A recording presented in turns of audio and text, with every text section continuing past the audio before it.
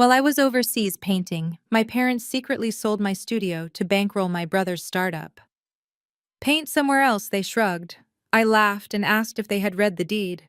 That studio you just sold actually belongs to a federal trust. They froze. My name is Zara. I am 33 years old and somehow still healing from wounds my family inflicted. As a successful contemporary painter, I built my own life, but maintained occasional contact. Before I continue this story, let me know where you are watching from in the comments below. Hit like and subscribe if you have ever had to stand up to family who underestimated your worth. The crisp Chicago wind hit my face as I stepped out of the taxi.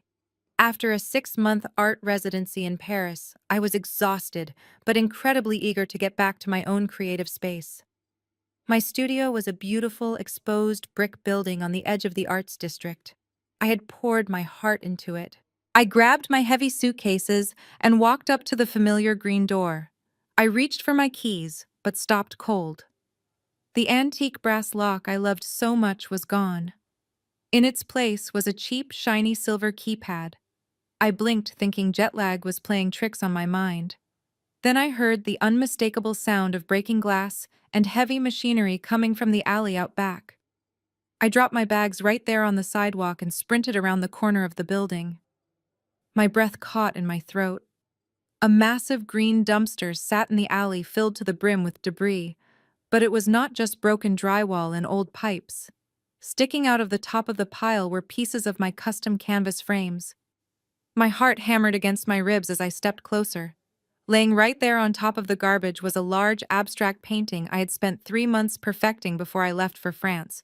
It was slashed right down the middle with a box cutter. "Hey, what are you doing back here?" a gruff voice called out.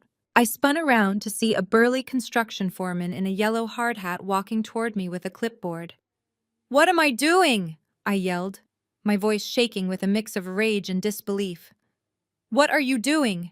This is my property. You are destroying my lifework." The foreman frowned and looked down at his clipboard. "Look, lady, I do not know who you are, but you need to clear out. This is an active construction site." I shook my head violently. "No, you have the wrong address.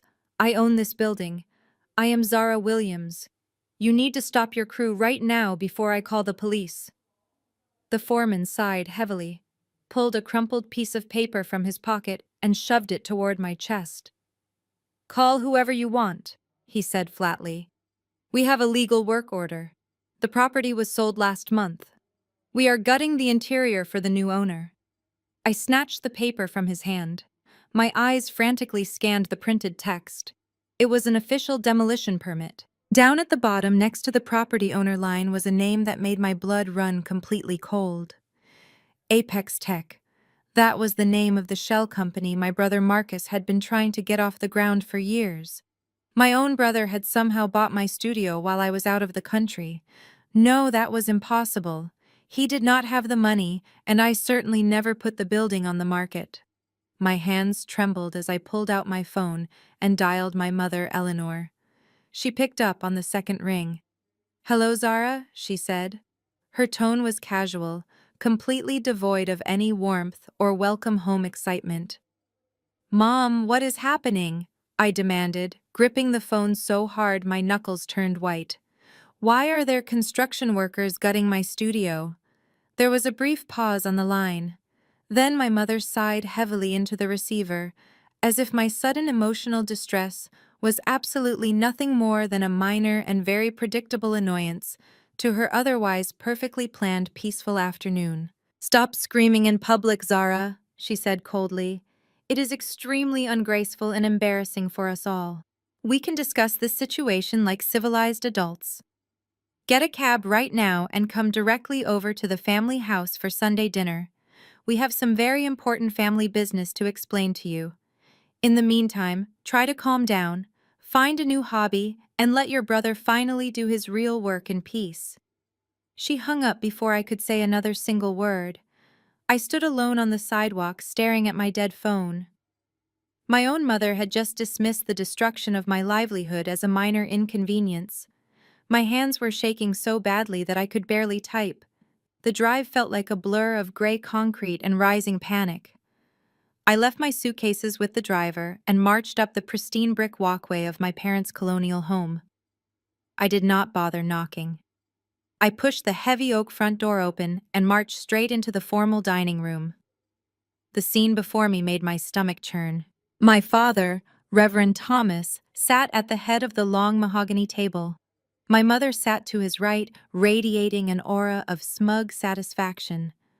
Across from her sat my brother Marcus, looking like a cheap imitation of a tech billionaire in his expensive black turtleneck. Next to him was his wife Chloe, twirling a crystal flute in her manicured hands. They were drinking champagne. A massive spread of roasted lamb and silver platters covered the table. They were celebrating. Not a single head turned with warmth when I entered the room. Nobody asked about my flight. Nobody asked how my 6-month art residency in Paris went. The silence in the room was heavy and completely unbothered by my sudden distressed arrival. "Well, do not just stand there in the doorway, Zara," my father boomed, his voice echoing with the same authoritative tone he used every Sunday at the pulpit. "Sit down and fix yourself a plate. We have some incredibly good news to share with the whole family today." I stayed firmly planted in the doorway, refusing to take a single step further into that room. My eyes locked directly onto Marcus. "You bought my studio!" I demanded, my voice trembling with suppressed rage. "You sent a demolition crew to gut my building today. How is that even legally possible? I own that property." My father set his champagne glass down with a sharp and highly irritated clink. "Calm your tone down right now, young lady," he scolded me harshly. "You do not own anything anymore. We sold the property to Marcus and his investment group." I stared at him as if he had suddenly grown a second head. "You sold it," I repeated slowly. "You cannot sell something that belongs entirely to me. My name is the only one on the deed." My mother dabbed the corners of her mouth with a white linen napkin. "Actually, Zara, we can." "And we did," she stated matter-of-factly. "Do you remember that awful car accident you had 5 years ago? When you were in a coma for 2 weeks and needed all those emergency surgeries, you signed a general power of attorney over to us so we could handle your mounting medical bills and your apartment lease." My blood ran completely cold. The power of attorney. I had completely forgotten about it. I trusted them to tear that legal document up after I fully recovered. "You used a 5-year-old medical document to steal my real estate?" I asked, my voice dropping to a horrified whisper. "We did not steal anything," my father interrupted, waving his heavy hand dismissively in my direction. "We repurposed an underutilized asset for the greater good of this entire family. You were just using that massive commercial space for finger painting, Zara. It was a complete and utter waste of prime square footage. Marcus here is launching a revolutionary artificial intelligence platform. He needed a legitimate headquarters to secure his next round of venture capital funding. We sold the building to his corporate entity for $1.5 million. It keeps the generational wealth inside the family." I felt the air completely leave my lungs. $1.5 million. That building was easily worth twice that amount in the current real estate market. They had practically given it away to my utterly useless brother. Chloe leaned forward, resting her elbows elegantly on the table. She took a slow, deliberate sip of her expensive wine and gave me a wildly condescending smile. "Honestly, Zara, you do not need commercial zoning for a little art project, sweetie," she said, her tone dripping with fake sympathy. "You can paint your little pictures anywhere. Rent a cheap basement or set up a wooden easel in your bedroom. Marcus is building a real company that is going to change the world. It is time for you to grow up and be a supportive sister for once." I looked directly at her smug white face and felt pure disgust. I turned my burning gaze back toward my father. "You sold my property," I said, my voice dangerously calm now. "But what exactly happened to all the money from it?" My father did not even have the decency to look guilty. He picked up his silver fork and cut a piece of lamb. "The funds were transferred directly into the Apex Tech corporate account," he said casually while chewing. Marcus needed liquid capital immediately to secure server space and hire his initial team of developers. It was a seamless transition of assets. I felt physically sick. You gave him $1.5 million of my money. I took a deep breath, trying to steady my racing heart. Fine. But what about my personal emergency fund? The joint savings account we set up when I first went to college. I pulled out my phone with trembling hands and opened my banking app. I had kept that account active for over a decade, steadily depositing a portion of every art commission I earned. It was my safety net for rainy days and slow months. The screen loaded, the bright red text glared back at me. Available balance $0. I stared at the screen. $50,000 was gone. I looked up, my vision blurring with tears of pure anger. "Where's the $50,000 from my savings?" I demanded. My voice cracked, but I did not care. "Did you take that too?" My father wiped his mouth with his napkin and let out a long, exasperated sigh. "Do not be so dramatic, Zara," he scolded me. "Real estate transactions come with heavy administrative costs. There were broker fees, attorney retainers, and title transfer taxes that had to be paid up front. We could not let Marcus drain his initial seed money on clerical expenses, so I authorized a withdrawal from our joint account to cover the overhead." "Our joint account," I repeated, my voice rising. "That was my money.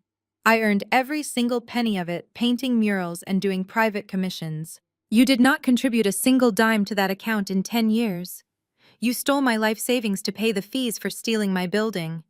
My mother slammed her hand down on the mahogany table, making the crystal glasses rattle. "How dare you accuse your father of theft?" she hissed, her eyes narrowing at me. "We gave you life. We put a roof over your head, fed you, and paid for your expensive braces when you were a teenager. Do you have any idea how much it costs to raise a child in this economy? You owe us far more than a measly $50,000. We consider that money back pay for all the sacrifices we made to keep you comfortable while you played around with paintbrushes." I stood there paralyzed by the sheer audacity of her words. They were actually convincing themselves that robbing their own daughter was an act of parental justice. "You cannot be serious," I whispered. "You are completely bankrupting me. Your father and I have an image to uphold in this community." My mother continued, completely ignoring my distress. "People at the church ask us what our children are doing. Marcus is a CEO now. He is a respectable businessman. What were we supposed to tell them about you? That our 33-year-old daughter is still making a mess with colors in an old warehouse? We did you a favor, Zara. We forced you to face reality." Marcus leaned back in his velvet dining chair and crossed his arms over his chest. A lazy, arrogant smirk spread across his face. "Look, Zara, you need to look at the bigger picture here," he said in that condescending tech bro voice I absolutely despised. "You have been floating through life doing these little craft projects for years. It is cute, but it does not build generational wealth. I am building an artificial intelligence platform that is going to put the Williams family name on the map. When Apex Tech goes public, we will be sitting in the same rooms as real billionaires. You should be thanking me for elevating us." "Thanking you?" I asked, my voice dropping to a dangerous whisper. "Yes, thanking me," Marcus replied smoothly, picking up his champagne glass. "By liquidating your unused assets, you finally get to be a team player. You are practically an angel investor in my company now. Of course, you will not get any equity since Mom and Dad technically provided the capital, but you get the pride of knowing you helped your big brother succeed." Chloe giggled softly and clinked her glass against his. She looked me up and down, taking in my travel-worn clothes. To family, she chimed in, her voice dripping with venomous sweetness. I felt a hot, intense pressure building behind my eyes. They had stripped me of my property, drained my bank account, and were sitting here drinking champagne to celebrate my financial ruin. They thought I was just going to roll over and accept it because I was the quiet artist of the family. They thought I was weak. But the anger that was coursing through my veins was crystallizing into a cold, calculated focus. Just as I turned on my heel to walk out the front door and never look back, Marcus cleared his throat.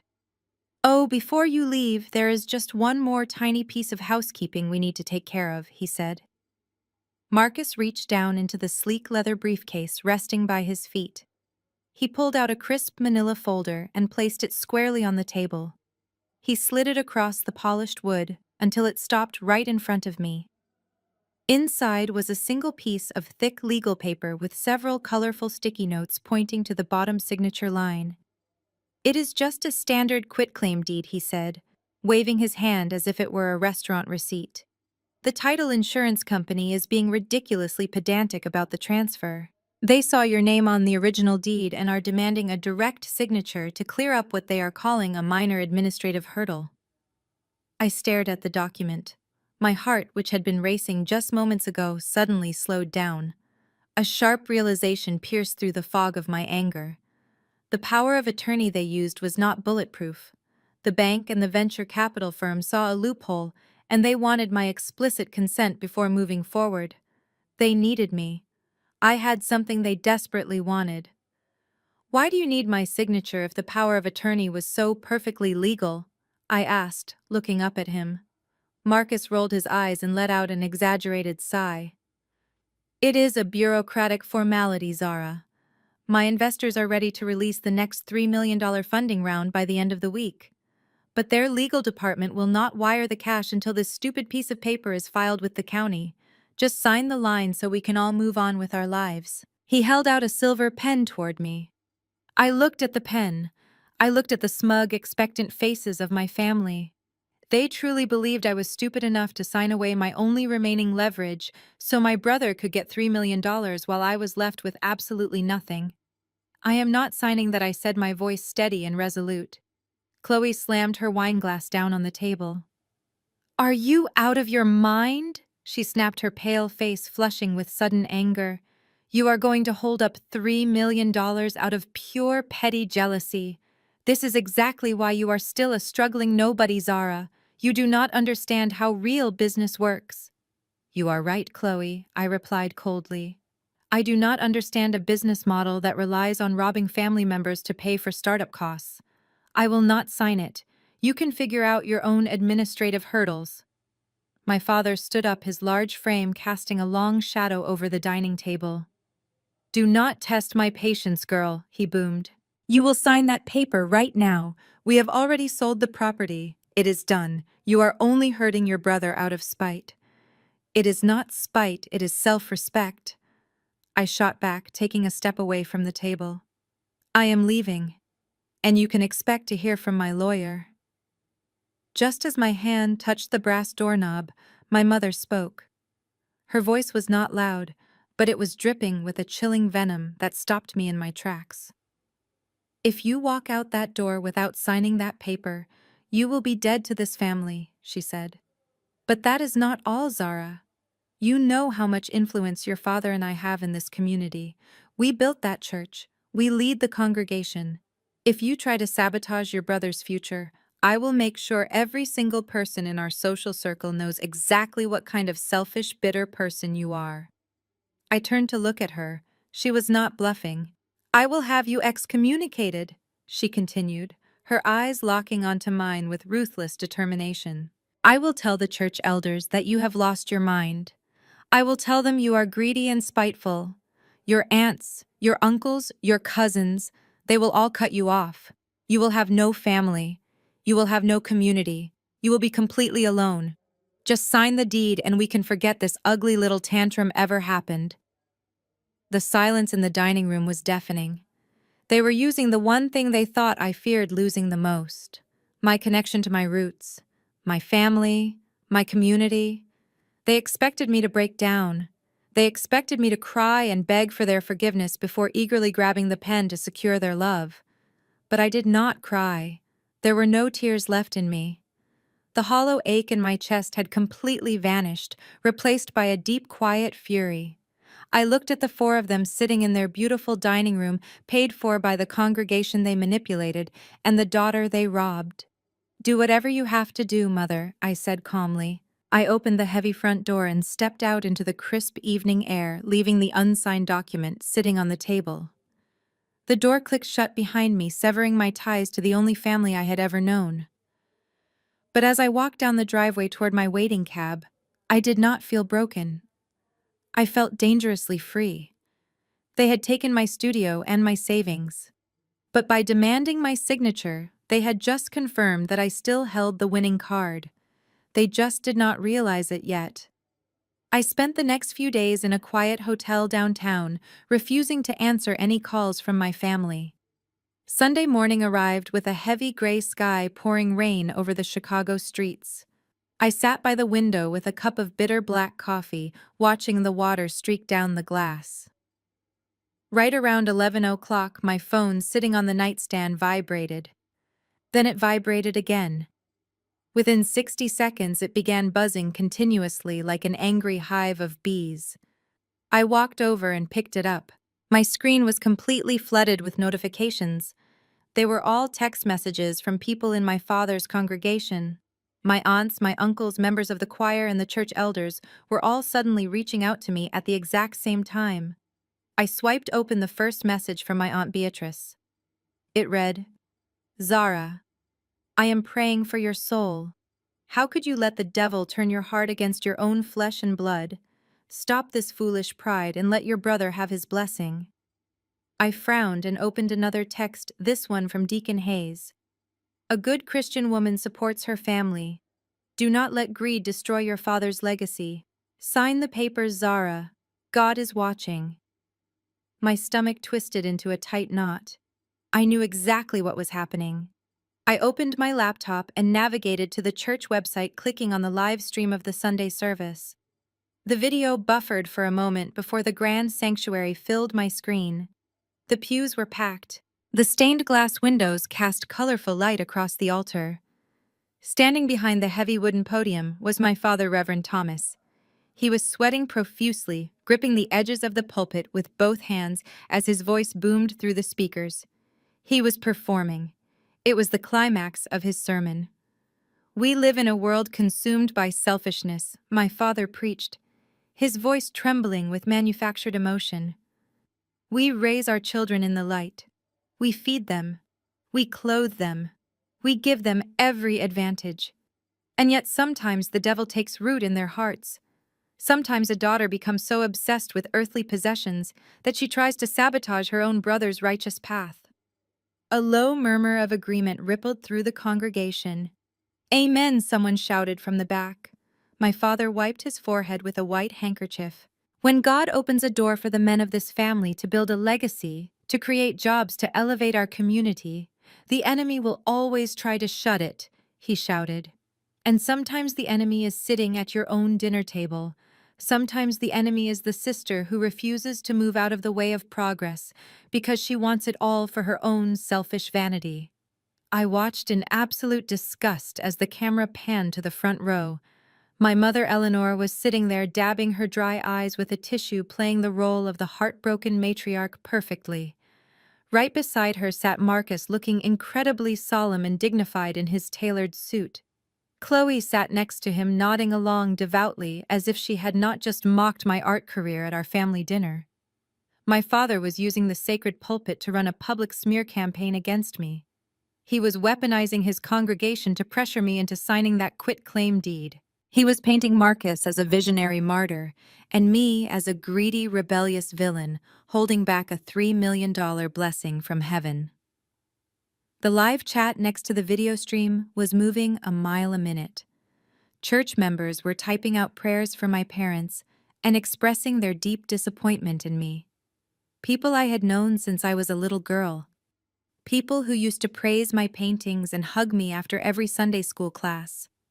They were all turning on me based on one highly manipulated narrative. My phone buzzed again in my hand. It was a message from my cousin Jamal. "Give Marcus the building, Zara. You are embarrassing the whole family. Do not be so selfish. He needs this more than you do." Then a text from Sister Mary, the head of the women's ministry. "We are gathering a prayer circle for you tonight to cast out your spirit of greed. Call your parents and apologize. It is not too late to do the right thing and sign the deed." The social pressure was incredibly suffocating. This was how my parents maintained their power for decades. If you did not fall in line, they would completely isolate you. They would turn the entire community against you until you broke down and surrendered, just to feel a sense of belonging again. The sheer weight of hundreds of people hating me simultaneously was meant to crush my spirit. I closed the laptop, shutting off my father's booming voice. The silence of my hotel room felt deafening. They had taken my property and my money. Now they had taken my reputation and my community. Any normal person would have caved. Any normal daughter would have grabbed a pen, driven to the church, and signed away her rights just to stop the public humiliation. But as I stared at the glowing screen of my phone, reading the hateful messages piling up, by the second I did not feel the urge to surrender. I felt liberated. My father had just publicly declared war, and he had no idea that he was bringing a sermon to a legal battlefield. Monday morning arrived with a sharp, bitter chill in the air. I sat at the small wooden desk in my hotel room drafting a long, detailed email to my attorney. I was ready to outline exactly how we were going to tear my parents' fraudulent sale apart, piece by piece. But before I could hit the send button, my phone rang. The caller ID flashed the name of Julian, the head curator at the Vanguard Gallery. They were one of the most prestigious contemporary art spaces in Chicago, and I had a massive solo exhibition scheduled with them for next month. It was supposed to be my triumphant return from my Paris residency, a showcase of my best work to date. I answered the phone expecting to discuss gallery lighting arrangements or catering menus. "Hello, Julian," I said, trying to keep my voice professional despite the chaos in my personal life. There was a long, uncomfortable silence on the other end of the line. "Zara." He finally spoke, his voice tight and nervous. "I do not know how to say this, so I'm just going to be direct. We have to cancel your exhibition." I froze, my fingers hovering awkwardly over my laptop keyboard. "Cancel it," I repeated, completely stunned. "Julian, the opening is in exactly 3 weeks. We have already sent out all the press releases to the media. The artwork is ready to be hung. What do you mean you are canceling it?" "I am so incredibly sorry, Zara," he stammered, sounding genuinely pained. "It is not about the art. Your work is brilliant. But my hands are completely tied on this issue." The board of directors held an emergency meeting early this morning. Why, I demanded, my heart starting to pound aggressively against my ribs. "What did the board say?" Julian took a deep, shaky breath. "You know that our gallery leases this entire floor from the Sterling Real Estate Group, right?" "Well, Arthur Sterling himself called the gallery director late last night. He made it very clear that if we moved forward with the Zara Williams exhibition, our lease would not be renewed at the end of the year. He threatened to double our rent immediately, citing some obscure breach of contract clause. He practically threatened to bankrupt the gallery. Zara, I am so sorry, but we cannot risk losing our space over one show." Arthur Sterling. The name echoed in my mind like a physical blow. Arthur Sterling was a massive real estate tycoon in Chicago. He was also Chloe, my awful sister-in-law's extremely wealthy father. Chloe was not just standing by while my parents stole from me. She was actively weaponizing her family connections to destroy my livelihood. She knew how much the Vanguard exhibition meant to me. She knew it was my biggest career milestone to date, and she had simply picked up the phone, called her rich daddy, and had him crush it out of existence. Before I could even fully process the magnitude of what Julian was telling me, my phone beeped with an incoming call. It was the director of the West End Art Space, a smaller independent gallery where I hosted community workshops. I told Julian I had to go and clicked over to the second line. "Zara," the director said, her voice shaking with apology. "I'm so sorry. We just lost our biggest annual grant. The donor specifically stipulated that we cut all ties with you or they pull the funding immediately. We cannot host your workshop next weekend." I hung up the phone without saying a single word. I set the device down on the desk and stared blankly at the wall of my hotel room. The reality of the situation was entirely suffocating. My parents had used their religious influence to turn my entire community against me. Now Chloe was using her generational wealth and white privilege to systematically dismantle my professional career. They were cutting off every single avenue of support I had. They wanted me broke, isolated, and desperate. They wanted me crawling back to them, begging for mercy. My phone lit up on the desk. It was a text message from a number I knew exactly who it was. The message read, "Heard about your gallery shows. So sad how fast things fall apart. Just sign the paper, Zara. Actions have consequences." It was followed by a bright yellow smiling emoji. Chloe was enjoying this. She was sitting in her luxury condo, sipping expensive wine and playing God with my life. She thought she was untouchable because she came from old money while I was just a struggling artist. She thought her father's real estate empire gave her the right to stomp all over me without any repercussions. I picked up my phone and stared at that smiling emoji. A cold, ruthless energy washed over me, completely replacing the panic. Chloe wanted to play games with real estate. She wanted to use property to threaten people. She had absolutely no idea that she had just walked right into my trap. I did not text her back. Instead, I opened my email, clicked on the draft to my lawyer, and started typing. It was time to let them think they had won. An hour later, my phone buzzed again with a new text message. It was Chloe. She asked me to meet her at an upscale cafe in the Gold Coast neighborhood. She claimed she wanted to clear the air and offer an olive branch between us. I knew it was a trap, but I agreed anyway. It was time to look my enemy directly in the eyes. I grabbed my coat and hailed a cab to the address she provided. The cafe was one of those ridiculously pretentious places where the pastries cost $20 and the patrons whispered while wearing designer sunglasses indoors. I spotted Chloe sitting in a plush velvet booth near the back window. She was wearing a tailored white cashmere sweater and a string of pearls that probably cost more than my first car. When she saw me approach, she offered a tight, condescending smile. She had already ordered an expensive matcha latte for herself and a plain glass of tap water for me. I slid into the booth across from her and folded my hands on the marble table. "Let us skip the pleasantries, Chloe," I said, keeping my voice perfectly flat. "Why did you ask me to come here?" Chloe sighed gracefully and rested her chin on her hand. "You are always so defensive, Zara," she murmured, shaking her head. "I asked you here because I actually feel sorry for you. Your parents are furious, Marcus is stressed, and you are throwing away your entire life over a stubborn grudge. I want to help you fix this mess before it is too late."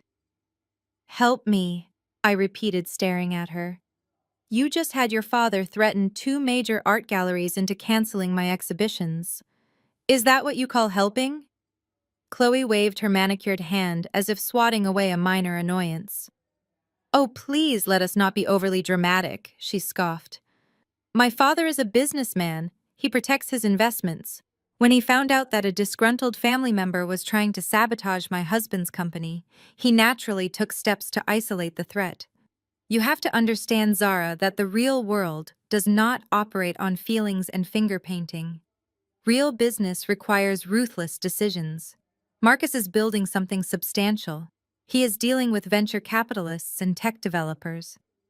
Your art is a cute distraction, but it does not contribute anything of actual value to society or this family." I sat perfectly still, letting her arrogant words wash over me. She truly believed that her inherited wealth made her vastly superior to my hard-earned talent. But because I am a generous person, Chloe continued, reaching into her designer handbag. "I am willing to offer you a way out of this self-destructive spiral." She pulled out a crisp white envelope and placed it on the marble table. She slowly slid it across the smooth surface until it stopped right in front of me. I looked down. It was a personal check written from her joint account with Marcus. The amount was $10,000. "What is this?" I asked, my voice dangerously quiet. "Consider it an early birthday present," she replied, her smile widening into a triumphant smirk. "Or a relocation fund. Take that $10,000, Zara.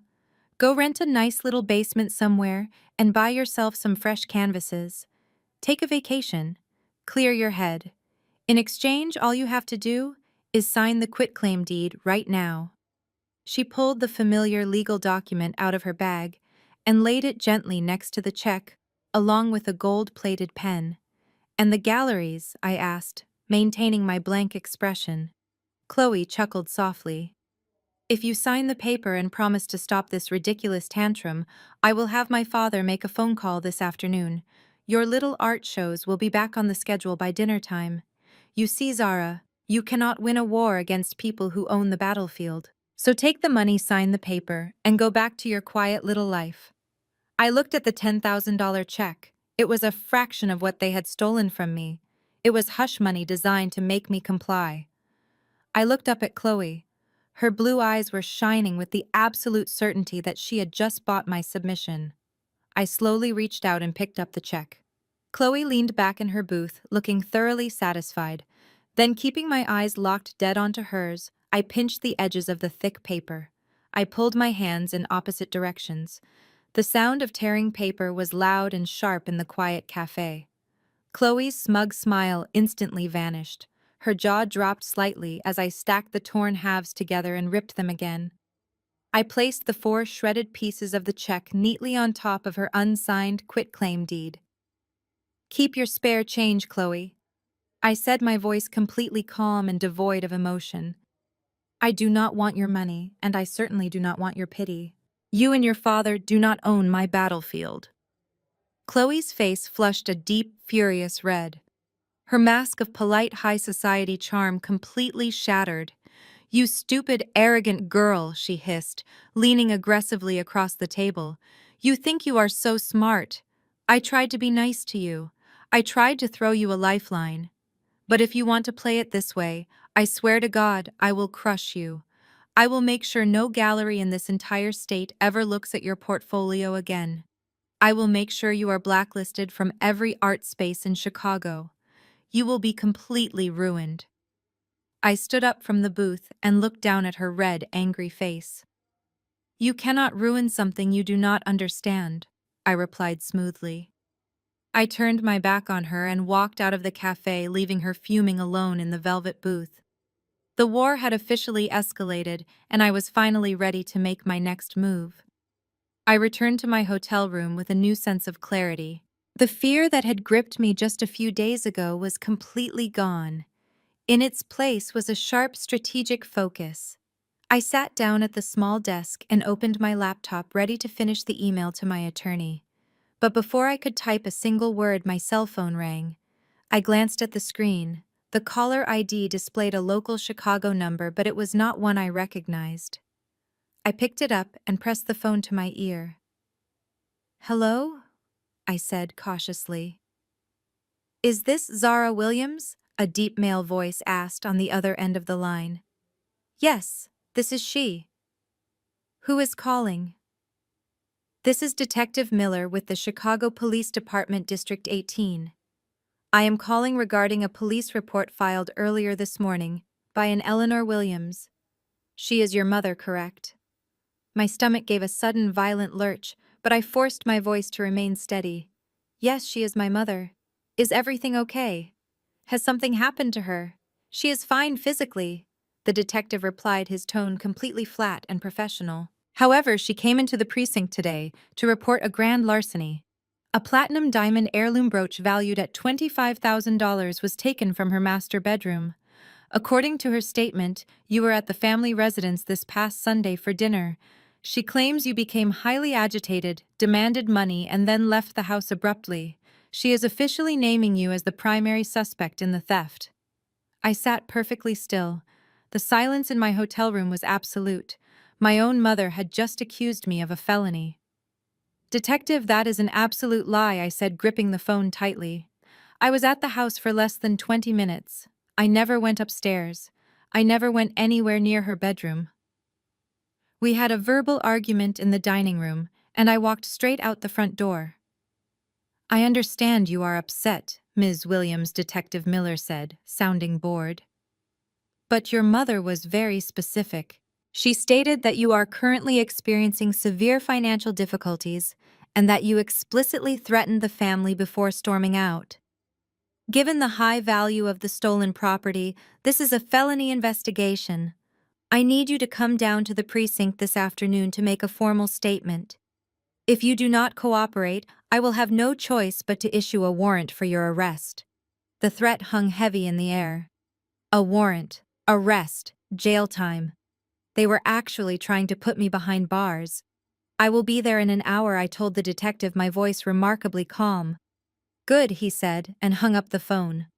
I lowered the device from my ear and stared at the dark screen. The sheer scale of their cruelty was breathtaking. They were not just trying to take my studio anymore. They were willing to brand me a convicted thief. A felony record would completely destroy my life. No gallery would ever feature a criminal. No landlord would ever rent to me. My entire future would be ruined over a piece of jewelry my mother probably had sitting in her own jewelry box. Right at that moment, my phone vibrated in my hand. A new text message had just arrived. It was from my mother. I opened it and read the words glowing on the screen. "The police are just doing their job, Zara. It breaks my heart to see you go down this dark path. But families can always settle things privately before the law gets too involved. The charges go away the second you sign the deed for your brother. Do not make us do this. Think about your future." I read the message 3 times. It was extortion, plain and simple. Sign over the $1.5 million property or go to prison. They thought they had backed me into an inescapable corner. They thought I would panic, run down to the police station crying, and beg them to drop the charges in exchange for my signature. Instead, I felt a cold smile slowly spread across my face. My parents were so incredibly arrogant. They were so used to controlling the narrative in their church that they forgot how the real world actually worked. They forgot that when you file a false police report, you are committing a crime yourself. And most importantly, they forgot who installed their smart home security system 5 years ago when they could not figure out how to connect the cameras to the wireless network. I still had the master administrative access on my phone. I did not reply to my mother's text. I opened my security camera app and began scrolling through the video archives from Sunday afternoon. It did not take long to find exactly what I needed. I saved the video file directly to a secure cloud drive. Then I picked up my phone and made the most important call of my life. "Yes, hello," I said when the line connected. "I need to hire the best corporate defense attorney you have available immediately. And tell them to meet me at the District 18 Police Precinct. We have a felony fraud case to dismantle." The cab ride to District 18 took less than 20 minutes. I paid the driver in cash and walked through the heavy glass doors of the precinct. The air inside smelled of stale coffee and industrial floor cleaner. I approached the front desk and gave the duty officer my name. He picked up his radio and muttered something I could not hear. A few minutes later, a tall man with a receding hairline and a cheap gray suit walked through the double doors leading to the holding area. "Are you Zara Williams?" he asked. I slowly nodded. "Follow me," he said. We walked down a long fluorescent-lit hallway into a small windowless interrogation room. The room was exactly as bleak as they look on television. A steel table bolted to the floor and 2 hard plastic chairs. "You sit down," Detective Miller commanded, pointing to the chair on the far side of the table. I sat down and placed my hands flat on the cold steel surface. Detective Miller did not sit immediately. He paced around the small room, letting the silence stretch in an attempt to make me nervous. I recognized his face now. I had seen him standing in the back pews of my father's church during Sunday service. He was one of the men who always nodded enthusiastically whenever my father preached about authority and obedience. "Your parents are good people, Zara," he finally said, leaning against the locked door. "Reverend Thomas is a pillar of our community. He has guided many lost souls back to the righteous path. It breaks my heart to see his own daughter causing him so much pain and public embarrassment." "I am not here to discuss my father's church attendance, Detective Miller," I replied, keeping my voice perfectly level. "I am here because my mother filed a false police report." Detective Miller slammed his hand down on the steel table, making a loud, echoing crack. "Do not play games with me, girl," he shouted, leaning his face close to mine. "You stormed into their house on Sunday, demanded money, and when they refused, you went upstairs and took a $25,000 heirloom. Your mother is devastated. Your father is praying for your soul." They do not want to see you go to prison. They told me you have a chance to make this right. All you have to do is return the property and sign the business papers you owe your brother. He was not even trying to hide the extortion. He was acting as a heavy-handed enforcer for my parents, using his badge to bully me into giving up my $1.5 million property. And if I refuse, I asked, staring directly into his angry eyes. If you refuse, I will book you right now for grand larceny, he threatened. You will be fingerprinted, photographed, and thrown into a holding cell with people who will not care about your fancy art projects.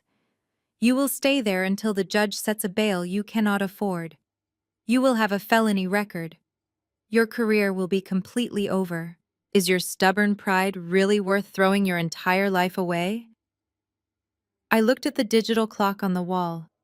It had been exactly 30 minutes since I made my phone call. I took a slow, deep breath and leaned back in the hard plastic chair. Book me. Then, I said calmly. Detective Miller blinked, his confidence faltering for just a fraction of a second. You think I am bluffing? He asked, reaching for the handcuffs clipped to his belt. Stand up and put your hands behind your back. You are under arrest for grand theft. He grabbed my arm and roughly pulled me to my feet. Just as the cold metal of the handcuffs brushed against my wrist, the heavy door of the interrogation room swung open. It hit the wall with a loud bang. Detective Miller spun around angrily. I am in the middle of an interview, he snapped. You are in the middle of a massive civil rights lawsuit, detective, a sharp, authoritative voice replied. A woman stepped into the dreary room. She was currently wearing a flawless, tailored navy blue suit and carrying a slim leather briefcase. Her heels clicked sharply against the linoleum floor. She possessed an aura of absolute, ruthless power that instantly made the detective take a quick step back. Let go of my client right now, she demanded, her voice cutting the room like a sharpened blade. My name is Victoria Vance. I am senior partner at Sterling and Hayes. You have 10 seconds to remove your hands from Ms. Williams before I have your badge, your pension, and your entire career dismantled for unlawful detainment and police coercion. Detective Miller dropped the handcuffs as if they had suddenly caught fire. He took a stumbling step backward, his face draining of all color. Victoria Vance did not even look at him. She walked smoothly to the steel table and pulled a small silver USB drive from her tailored pocket. She dropped it onto the metal surface with a sharp, definitive click. What is that? Detective Miller asked, his voice losing all its previous aggressive bravado. That is the absolute end of your career if you do not listen to me very carefully, Victoria replied smoothly. My client is entirely innocent of these fabricated charges. On that drive is high-definition security footage downloaded directly from the cloud server of the Williams family residence. It is time-stamped exactly 2 hours before Eleanor Williams walked into this precinct. The video clearly shows Eleanor taking off the platinum diamond brooch, placing it inside a small velvet box, and locking it securely inside the floor safe hidden beneath her bedroom closet carpet. Detective Miller stared at the silver drive. A heavy bead of sweat rolled down his temple. My client was not even in the house at that time, Victoria continued, her voice echoing in the small, dreary room. In fact, the exterior camera footage, also included on that drive, confirms that my client left the property on Sunday and never returned. Eleanor Williams filed a knowingly false police report to extort my client into signing over a $1.5 million commercial real estate property. And you, detective, acted as the muscle for this extortion attempt without conducting even a basic preliminary investigation. I did not know, Detective Miller stammered, holding his hands up defensively. Reverend Thomas told me it was a standard domestic dispute. I was just trying to help the family settle things quietly. You were trying to intimidate a woman into giving up her assets under the threat of a fraudulent felony conviction, Victoria corrected him sharply. The charges are dropped immediately. You will expunge this arrest record from the system before I even walk out of this building. If you or anyone in your department contacts my client again, I will bring the full weight of my firm down on this precinct. Do you understand me? Yes, Detective Miller whispered, wiping his forehead. I understand completely. The charges are dropped. You are free to go, Ms. Williams. Victoria turned to me and offered a brief professional nod. Let us get out of here, Zara. I stood up from the hard plastic chair, massaging my wrists, where the cold metal cuffs had almost locked around them. I walked out of the interrogation room, leaving the humiliated detective staring blankly at the wall. We walked down the fluorescent-lit hallway and stepped out through the heavy glass doors into the crisp Chicago afternoon. The air had never tasted so sweet. Victoria walked beside me to a sleek black town car waiting at the curb. We have them dead to rights, Zara, Victoria said as we stood on the sidewalk. Filing a false police report is a serious offense. Extortion is even worse. I can have the paperwork drafted by tonight. We can sue your parents for severe emotional distress and have your mother facing criminal charges by the end of the week. They handed us the perfect weapon. I looked out at the busy street, watching the yellow cab speed by. Any normal person would have leaped at the chance to strike back. A lawsuit would definitely punish them, but a lawsuit would also freeze the property transfer. It would stop Marcus from getting his investor money. It would give them a chance to back out and play the victims again. No, I said quietly. Do not file the lawsuit. Victoria raised a perfectly groomed eyebrow. You want to let them get away with trying to throw you in a holding cell? They are not getting away with anything, Victoria, I replied, turning to face her. Suing them for a false police report is entirely too small. It is a slap on the wrist. I want them to feel exactly what they tried to make me feel. I want them to lose everything they value. I want them to feel the absolute panic of having their entire world collapse with no way out. Hold off on the lawsuit. We are sticking to the original plan. Victoria studied my face for a long moment before a slow, dangerous smile spread across her lips. Understood, she said. I will finalize the trap on my end. Call your brother. I climbed into the back seat of the town car and pulled out my phone. I dialed Marcus. He picked up on the first ring. Well, well, Marcus sneered, his voice dripping with arrogance. Have you finally come to your senses after your little chat with the police? I forced my voice to tremble slightly perfectly, playing the role of the defeated sister. You win, Marcus, I whispered, sounding entirely broken. Tell Mom to drop the charges. I will sign the quitclaim deed tomorrow. Marcus laughed, a loud, triumphant sound. I knew you would finally see reason, Zara. I will text you the address of the notary. Do not be late. He hung up the phone. I leaned back against the plush leather seats and smiled. The trap was set, and the countdown had officially begun. The next morning, the sky over Chicago was a brilliant, clear blue. I arrived at the address Marcus had texted me exactly 5 minutes early. It was a sleek glass building in the financial district housing an exclusive high-end notary and legal services firm. I pushed through the heavy revolving doors and took the elevator up to the 40th floor. When I stepped into the sprawling marble lobby, my family was already waiting. They looked like they were dressed for a victory parade. Marcus was wearing a tailored charcoal suit that probably cost more than my entire first year of college tuition. Chloe stood next to him, draped in a cream-colored designer trench coat, her blonde hair perfectly blown out. Even my parents had dressed up for the occasion. My father wore his best Sunday preaching suit, and my mother clutched a recognizable luxury handbag. When they saw me walk through the glass doors, their collective expressions shifted into identical looks of overwhelming smugness. They saw my simple black slacks and plain gray sweater, and immediately assumed I was completely broken. Well, look who finally decided to join the real world, Chloe said with a sharp little laugh. She looked me up and down with obvious pity. I am glad you decided to stop throwing a tantrum, Zara. This is so much better for everyone. My mother stepped forward, adjusting the collar of her expensive blazer. It takes a lot of maturity to admit when you are wrong, Zara, she said, her voice dripping with that familiar fake maternal warmth.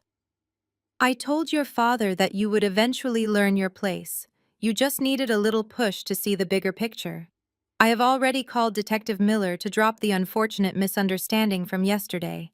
See how easy things can be when you just obey your family. I did not respond to either of them.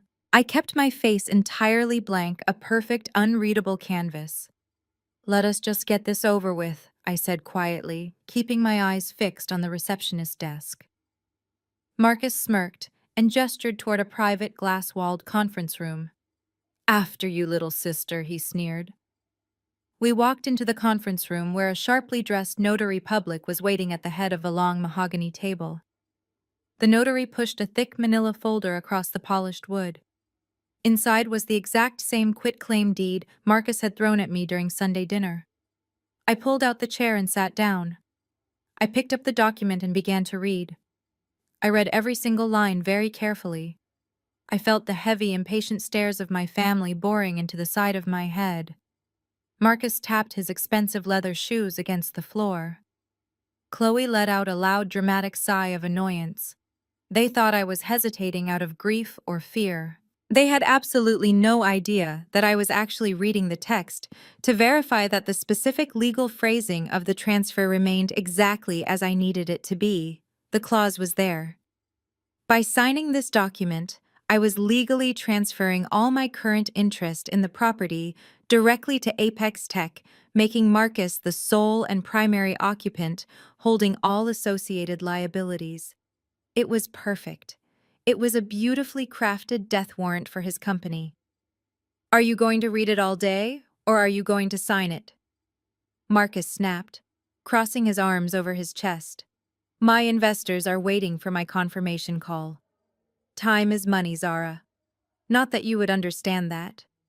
I picked up the heavy black pen resting next to the paper. I did not look up at him. I simply pressed the tip of the pen to the signature line and signed my name with smooth, deliberate strokes. I pushed the paper back across the table toward the notary. The notary stamped it with a loud, definitive thud. It is legally binding, the notary announced, handing the folder to Marcus. Marcus snatched the folder with greedy, eager hands. A massive, triumphant grin spread across his face. He actually let out a loud cheer. He did not even bother to thank me. He immediately pulled his sleek smartphone from his pocket and dialed a number, walking toward the large glass windows overlooking the city. Yes, Richard, he said loudly into the phone, making sure I could hear every single word. The minor administrative hurdle has been completely cleared. The property title is 100% secure and legally transferred to Apex Tech. We hold full rights to the building. You can wire the $3 million funding round this afternoon. Chloe clapped her hands together in delight and hugged my mother. My father clapped Marcus on the back, beaming with overwhelming pride. They were celebrating their massive victory, completely ignoring my presence in the room. They had successfully bullied, blackmailed, and stolen their way to the top. I quietly pushed my chair back and stood up. Nobody even looked my way as I walked out of the conference room. Let them celebrate, I thought as I stepped back into the elevator. Let them drink their expensive champagne and cash their massive checks. Because the higher they climbed, the harder the impact would be when gravity finally caught up with them. 3 days passed in absolute silence. I did not hear a single word from my parents or my brother. I spent my time in a rented loft, setting up a temporary workspace and organizing my portfolio. I knew exactly what Marcus was doing. Flush with his new $3 million venture capital deposit, he was moving at lightning speed. He wanted to gut my beautiful historic studio and transform it into a sterile glass and steel tech hub as quickly as possible to impress his board of directors. It was a Thursday morning when the trap finally snapped shut.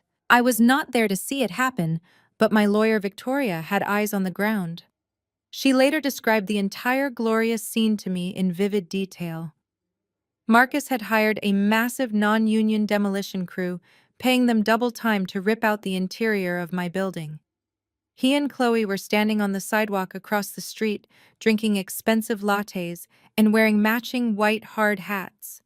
They were pointing at the exposed brick walls as a small bulldozer smashed through the original 19th century wooden floorboards. Marcus was probably dreaming about his upcoming magazine covers. He was the brilliant young CEO building his empire on the ashes of his sister's pathetic little art career. Then the heavy rumble of the bulldozer was suddenly drowned out by the piercing shriek of sirens. A fleet of vehicles abruptly turned the corner and completely blocked off the street. There were 2 black SUVs and 3 large white vans bearing the official seals of the Environmental Protection Agency and the Illinois State Historical Society. The doors swung open before the vehicles even came to a complete stop. More than a dozen federal agents and state inspectors swarmed the construction site, wearing high-visibility jackets and carrying thick clipboards. A man with a silver badge hanging around his neck grabbed a bright red bullhorn. "Turn off the machinery right now!" he ordered, his voice echoing violently down the block. "Step away from the equipment and clear the building immediately." The demolition crew panicked. They immediately killed the engines and dropped their heavy tools. The sudden silence that fell over the dusty construction site was deafening. Marcus spilled his latte all over his expensive leather shoes. He ripped off his hard hat and marched across the street, his face red with total indignation. "Hey, what do you think you are doing?" he shouted at the man with the silver badge. "I am the CEO of Apex Tech. We own this building. We have all the proper city permits for a standard commercial remodel. You are trespassing on private property and costing me thousands of dollars by the minute." The lead agent turned to face my brother. He did not look impressed by the tailored suit or the arrogant tech bro attitude. "Are you Marcus Williams?" the agent asked, pulling a thick stack of legal documents from his briefcase. "Yes, I am," Marcus snapped, puffing out his chest. "And if you do not get your people off my site right now, my father-in-law Arthur Sterling will have your job by the end of the day." The agent completely ignored the threat. He shoved the heavy stack of papers directly into my brother's chest, forcing Marcus to grab them before they fell to the dirt. "Marcus Williams, you are hereby served with a federal cease and desist order," the agent stated loudly. "You are in direct violation of the National Historic Preservation Act and multiple environmental protection mandates." Marcus stared down at the papers in sheer confusion. "What are you talking about?" he demanded. "This is just an old warehouse." "It is a federally protected heritage site," the agent corrected him, his tone turning sharp and completely unforgiving.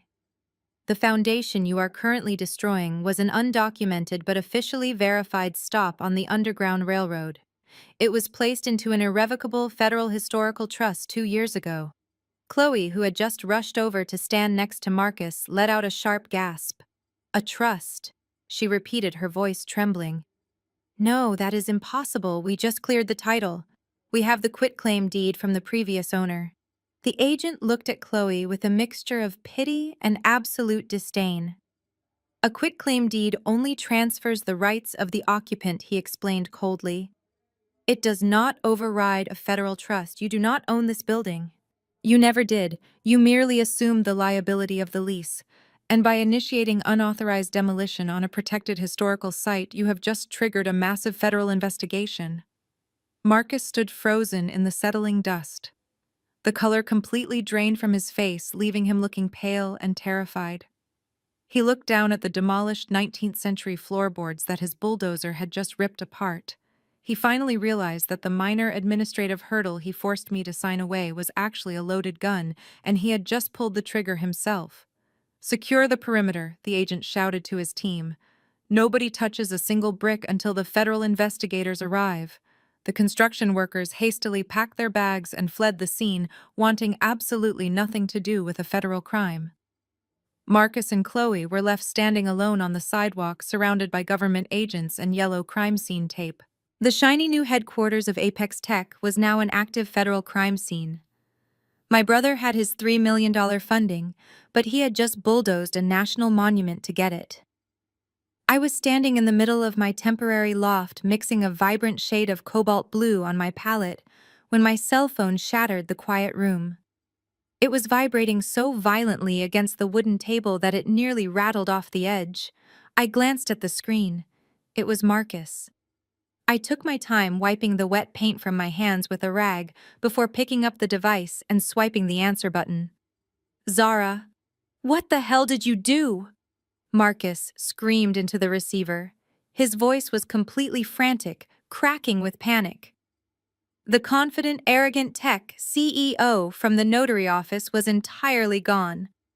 I stepped away from my canvas and walked toward the large loft windows looking out over the city. I did not do anything, Marcus.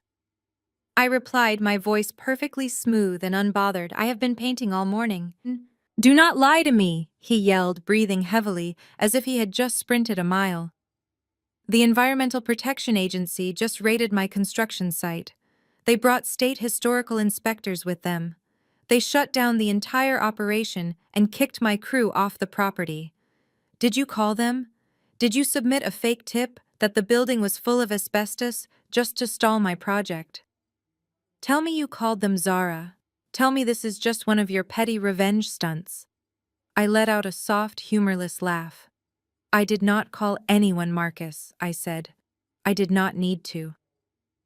Federal monitoring systems tend to trigger automatically when a registered historical site is subjected to unauthorized heavy demolition. There was a loud, scuffling sound on the other end of the line, followed by Marcus cursing.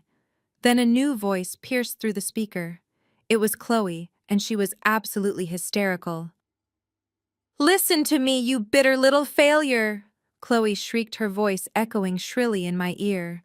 "I do not know what kind of ghetto trick you think you just pulled, but you are going to fix this right now. You are going to pick up the phone, call those federal agents, and tell them you made a mistake. You are going to tell them you lied. Do you have any idea what my father is going to do to you when he finds out you sabotaged his investment? He will have you buried under so many lawsuits you will never see the sun again." I listened to her unhinged ranting with a deep sense of satisfaction. The polished high society mask had completely slipped off, revealing the ugly, terrified bully hiding underneath.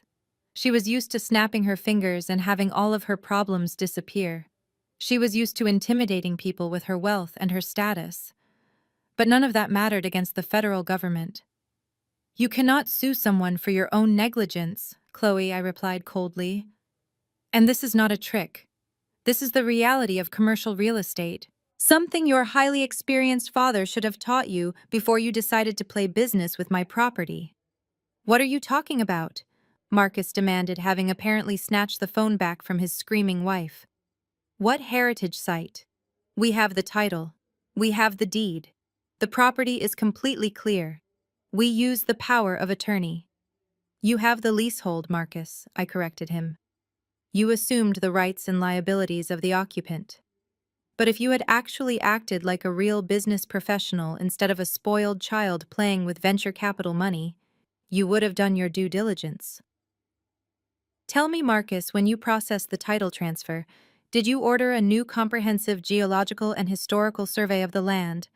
The silence on the line was thick and heavy. "Of course you did not," I continued, my tone dropping to a sharp reprimand. "Those comprehensive surveys cost about $10,000 and take 3 weeks to clear. You were too cheap and too desperate to get your hands on that $3 million investor check. You wanted to skip the line. You bypassed the full survey and relied on the outdated boilerplate reports from 20 years ago." Marcus let out a ragged, desperate breath. "Zara, please," he whispered, his anger rapidly dissolving into pure terror. "What is in the survey? What did I miss?" "You missed the fine print," I told him simply. "The fine print that details the property's induction into an irrevocable federal historical trust. The fine print that clearly states the original foundation cannot be altered, disturbed, or destroyed by any occupant without an act of Congress. You brought bulldozers to a national monument, Marcus. You did not just break a local zoning law. You committed a severe federal offense. But you signed the quitclaim deed," he pleaded, his voice breaking completely. "You gave it to us. You said it was ours. You signed the paper right in front of us." "I gave you exactly what you asked for," I replied. "You demanded the property. You demanded the liability. You forced my hand and threatened my freedom. And now you get to deal with the absolute weight of the federal government. Have a wonderful afternoon, Marcus. I have to get back to my painting." I pulled the phone away from my ear. I could hear Chloe screaming something unintelligible in the background, begging me not to hang up, but I simply pressed the end call button. I tossed the phone back onto the wooden table and picked up my paintbrush. The silence in the loft returned, wrapping around me like a warm, comforting blanket. The first domino had officially fallen, and there was absolutely nothing they could do to stop the rest from crashing down. Bad news travels incredibly fast in the corporate world, especially when federal agents are involved. By early Friday morning, the story of the Environmental Protection Agency raiding a commercial construction site had made its way to the local Chicago business blogs.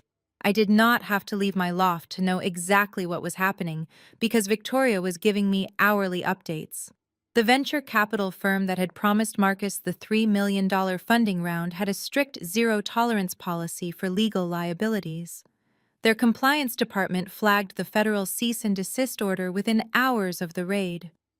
The massive wire transfer Marcus had been bragging about to everyone was instantly and permanently frozen. This financial freeze created an immediate catastrophe for my brother. He had already hired a team of expensive software developers, rented high-capacity cloud servers, and booked the grand ballroom at a luxury downtown hotel for his upcoming launch gala. He had done all of this on the promise of that venture capital money. Now his corporate accounts were completely dry, and his contractors were aggressively demanding their upfront payments. The panic in his camp reached an absolute boiling point by Friday afternoon. I learned from Victoria that Marcus had taken out a massive short-term bridge loan to cover his early demolition costs and the lavish party expenses. Because Marcus had no real credit history or actual assets of his own, the massive loan had been co-signed by his wealthy father-in-law, Arthur Sterling. When Arthur saw the news reports about federal agents shutting down the project, he summoned Marcus directly to his downtown real estate office. Faced with the terrifying wrath of a billionaire, Marcus did what he always did best. He lied. He stood in front of Chloe's intimidating father and claimed the raid was just a minor bureaucratic misunderstanding over an outdated zoning permit. He promised Arthur that the issue would be completely cleared up by Monday morning and the venture capital money would flow right back into his accounts. It was a desperate, pathetic lie designed to save his bruised ego and keep Arthur from immediately withdrawing his financial support. Marcus was digging his own grave deeper with every single word he spoke. To fix this massive lie, Marcus desperately needed a scapegoat. He needed me to somehow reverse the federal mandate or take the blame for the historical trust. The harassment started immediately, and it was relentless. My old cell phone, which I had wisely turned off and tossed into a drawer, began receiving hundreds of voicemails. My mother left messages fluctuating wildly between angry demands and weeping hysterical pleas. My father sent emails threatening divine retribution and demanding I present myself at the church for discipline. Chloe even showed up at my old apartment complex screaming at the bewildered property manager to let her into my unit. But they found absolutely nothing. I had completely vanished from their world. I had moved into a highly secure building under a corporate alias set up by Victoria. I ignored every single attempt at contact. They mobilized the entire church congregation to hunt me down, calling my old college friends and harassing my former landlords. They were running out of time and completely losing their minds, trying to find the quiet sister they thought they could manipulate into fixing their crimes. Despite the impending financial collapse, Marcus made a fatal, arrogant decision. He refused to cancel the Apex Tech launch gala scheduled for that Saturday night. Canceling the highly publicized event would signal to his investors and to Arthur Sterling that the company was in real trouble. He chose to maintain the illusion of success, hoping he could fake it until he miraculously figured a way out of the federal charges. He wanted to stand on a stage in front of the Chicago elite and pretend he was a visionary genius. It was the perfect setting for my final act. On Saturday morning, a private courier delivered a thick, gold-embossed envelope to my temporary loft. It was an exclusive VIP invitation to the gala secured by Victoria through her extensive corporate network. I looked at the glossy card bearing my brother's stolen company logo and smiled. I walked over to the closet and pulled out the custom-designed $15,000 dark silk gown I had purchased during my time in Paris. I ran my hand over the expensive fabric, feeling the weight of the moment. They had spent the entire week frantically searching for the poor, helpless artist they thought they could bully into submission. Marcus wanted a massive audience to witness his fake success. Tonight, I was going to give him exactly what he wanted, and they were finally going to find me. I arrived at the hotel just after 8 o'clock. Marcus used Arthur Sterling's bridge loan to fund this massive ego trip. Valets rushed to open doors for the Chicago elite. I stepped out of my car, and the crisp night air caught the dark silk of my custom gown. I walked up the wide marble steps. Two large security guards stood at the entrance checking names. I handed them the gold-embossed invitation Victoria secured for me. The guards scanned the barcode, nodded respectfully, and pulled open the heavy brass doors revealing the party inside. The grand ballroom was a spectacular display of borrowed wealth. Crystal chandeliers cast a warm golden glow over hundreds of guests. Waiters in crisp white tuxedos navigated the busy crowd carrying silver trays loaded with champagne flutes. I stood near the back entrance, letting the shadows conceal me as I scanned the room. Marcus had invited everyone who mattered. I spotted Deacon Hayes and several other church elders standing near the ice sculpture looking deeply impressed. Across the room, Arthur Sterling was holding court with a group of rich real estate tycoons laughing loudly at a joke. My parents were stationed near the front stage playing their roles perfectly. My father was shaking hands and smiling broadly while my mother laughed at jokes and sipped her wine. They looked completely relaxed, projecting an image of total confidence to mask the absolute panic they had been living in all week. Chloe was hovering near the steps of the main stage, checking her phone frantically every few seconds. She was likely still waiting for some miraculous email saying the federal investigation had been dropped. It was a room entirely built on lies and fragile egos. The string quartet abruptly stopped playing. The lights dimmed slightly, and a dramatic spotlight illuminated the grand stage. The crowd grew quiet, directing their attention forward. Marcus walked out from behind a velvet curtain clutching a sleek, wireless microphone. He was wearing a custom-tailored midnight blue tuxedo. But from where I stood, I could see the slight tremor in his hand and the nervous sweat glistening on his forehead under the bright stage lights. "Thank you all for being here tonight," Marcus began, his voice echoing loudly. He paced across the stage, adopting the arrogant posture of a visionary tech founder. "We stand on the edge of a new era. Apex Tech is not just a company. It is a revolution in artificial intelligence. We have the team, we have the vision, and we have the premier headquarters to make it all happen." A polite round of applause rippled through the audience. Marcus soaked it in his chest, puffing out with pride. He was actually doing it. He was standing in front of billionaires and community leaders, completely lying through his teeth about his headquarters. Of course, true innovation always faces minor administrative hurdles. Marcus continued, offering the crowd a practiced, humble smile. Some people try to stand in the way of the future out of jealousy or ignorance. But we do not let small obstacles stop us. We push forward, we conquer, and we build our legacy. He raised his hand, preparing to deliver his massive closing statement. It was the exact right moment.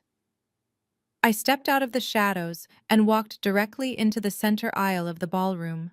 I did not try to sneak in. I walked with my head held high, the dark silk of my $15,000 gown trailing elegantly behind me. The fabric caught the dim light, shimmering like liquid glass with every deliberate step I took. I looked nothing like the struggling, invisible artist my family had relentlessly mocked for years. I looked like money. I looked like undeniable power. A woman standing near the back row turned around and gasped loudly. Her reaction caused the people next to her to turn and look. Like a wave crashing through the room, heads began to swivel toward the center aisle. The murmurs started instantly.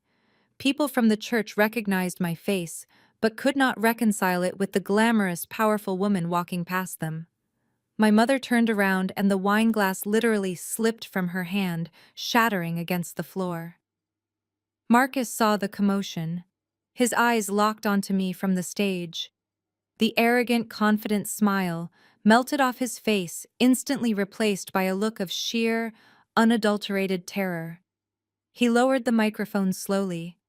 His mouth opened, but absolutely no sound came out. The whispered conversations died out completely as every single person in the massive ballroom turned their heads to stare at me. The music stopped playing. The entire room went absolutely dead silent, waiting for my very next move. It was the perfect beginning to his total and complete downfall. I kept my eyes locked on my brother as I took another slow step toward the stage. The silence in the grand ballroom was so profound, I could hear the faint rustle of my silk gown against the marble floor. Marcus stood entirely paralyzed, clutching the microphone like a lifeline. He was trapped. But before I even reached the front row, something out of the corner of my eye caught my attention. Lining the perimeter of the room were dozens of sleek black easels displaying large framed abstract canvases. I changed my trajectory and walked gracefully toward the closest display. The crowd parted instantly, creating a wide, clear path for me. I stopped in front of a massive canvas filled with vibrant splashes of crimson and deep cobalt blue. My breath hitched in my chest for a fraction of a second. I knew every single brushstroke on that canvas. I knew exactly how long it took the oil paint to dry. It was one of the pieces I had left in my studio before leaving for Paris. It was the exact same painting the construction crew had thrown into the green dumpster just a few days ago. I turned my head and looked at the next easel, and the next one. There were at least 15 of my original paintings beautifully framed and illuminated by expensive gallery lights. Marcus had not thrown my work away like he claimed.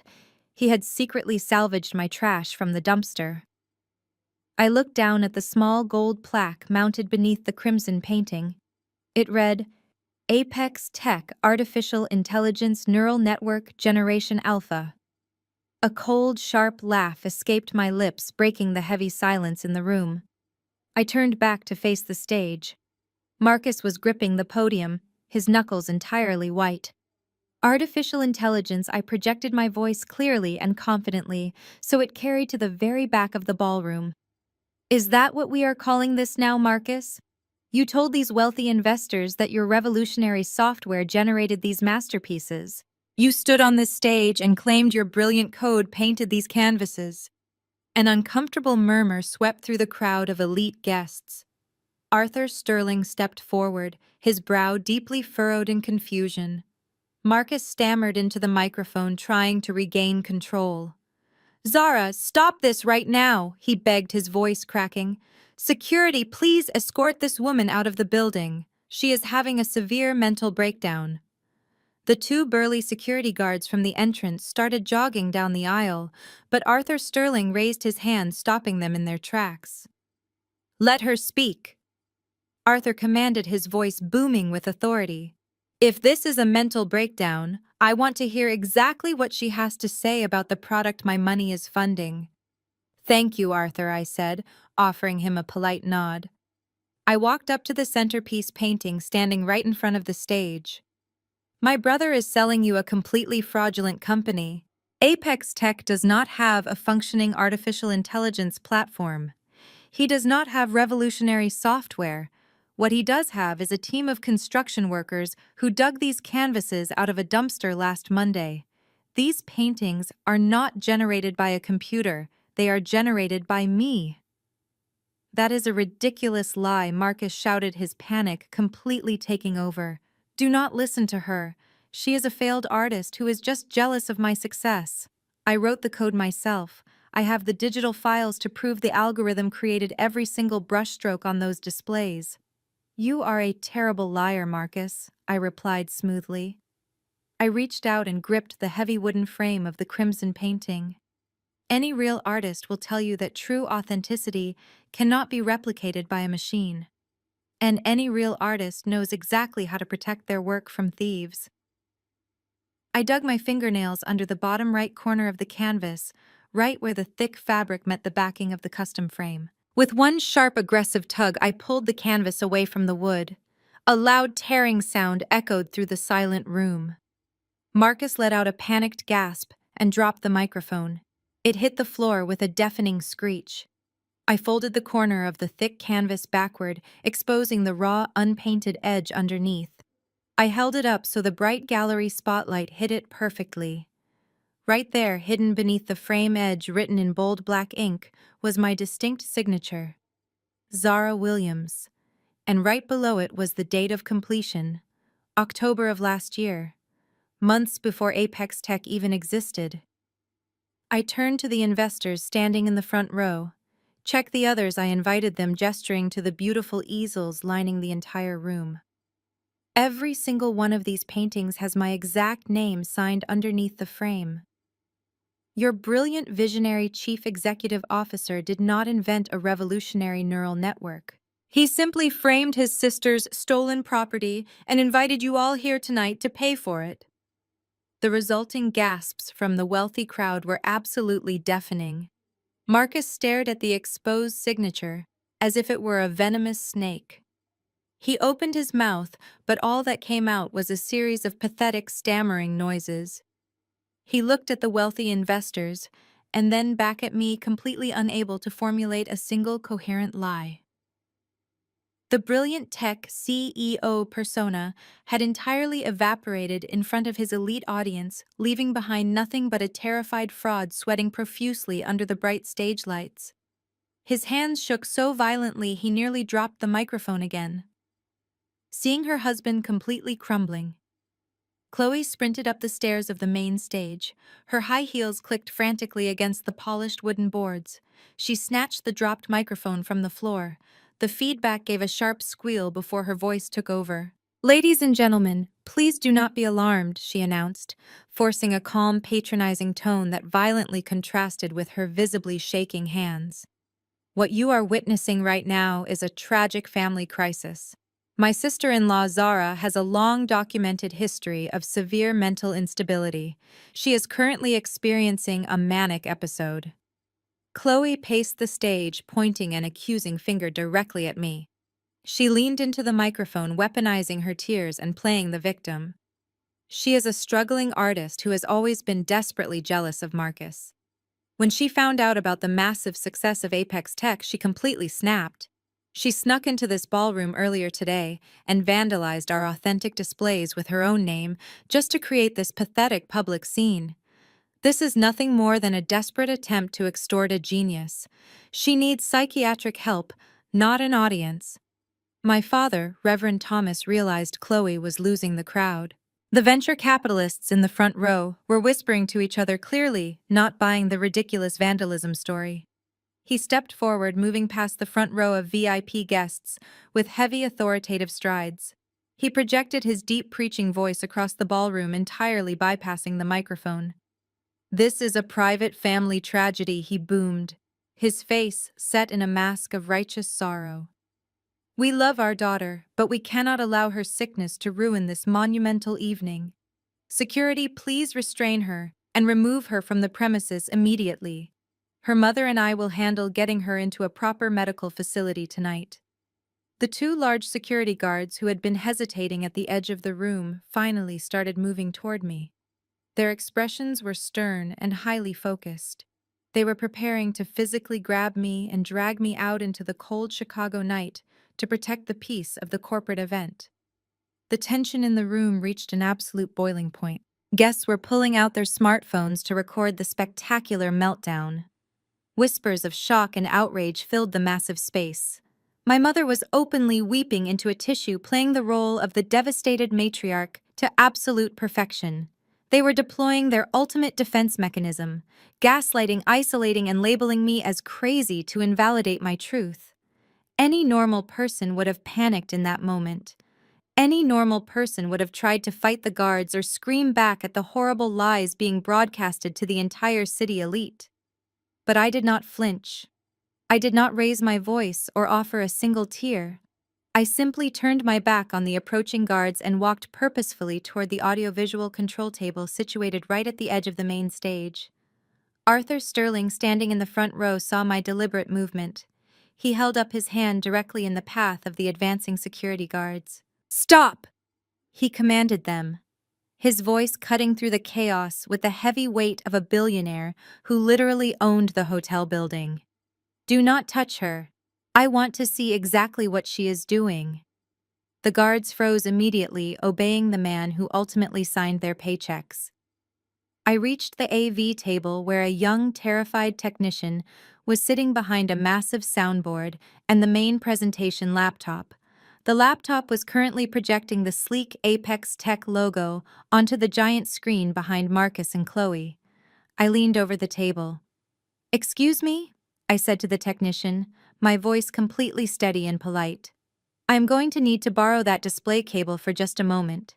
Before he could protest or even move, I reached past him and unplugged the primary cord from the presentation computer. I pulled my cell phone from the hidden pocket of my silk gown. I had already prepared the specific adapter I needed for this exact moment. While my father was still shouting at Arthur Sterling to let the guards do their job, and Chloe was still rambling frantically into the microphone about my supposed mental illness, I plugged the display cable directly into my device. I tapped the screen exactly once. The giant projection screen behind the stage flickered black for a split second. Then it violently flashed back to life, ready to illuminate the entire grand ballroom with the undeniable proof they had tried so hard to bury forever. The massive high-definition projector threw a glaring white light across the stage. Marcus was forced to shield his eyes as the image stabilized behind him.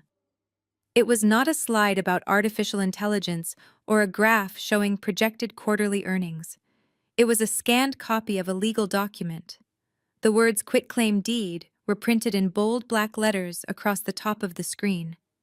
My signature sat perfectly legible on the bottom line. I turned away from the terrified technician and walked back to the center of the stage. The microphone Marcus had dropped was still lying on the polished wood.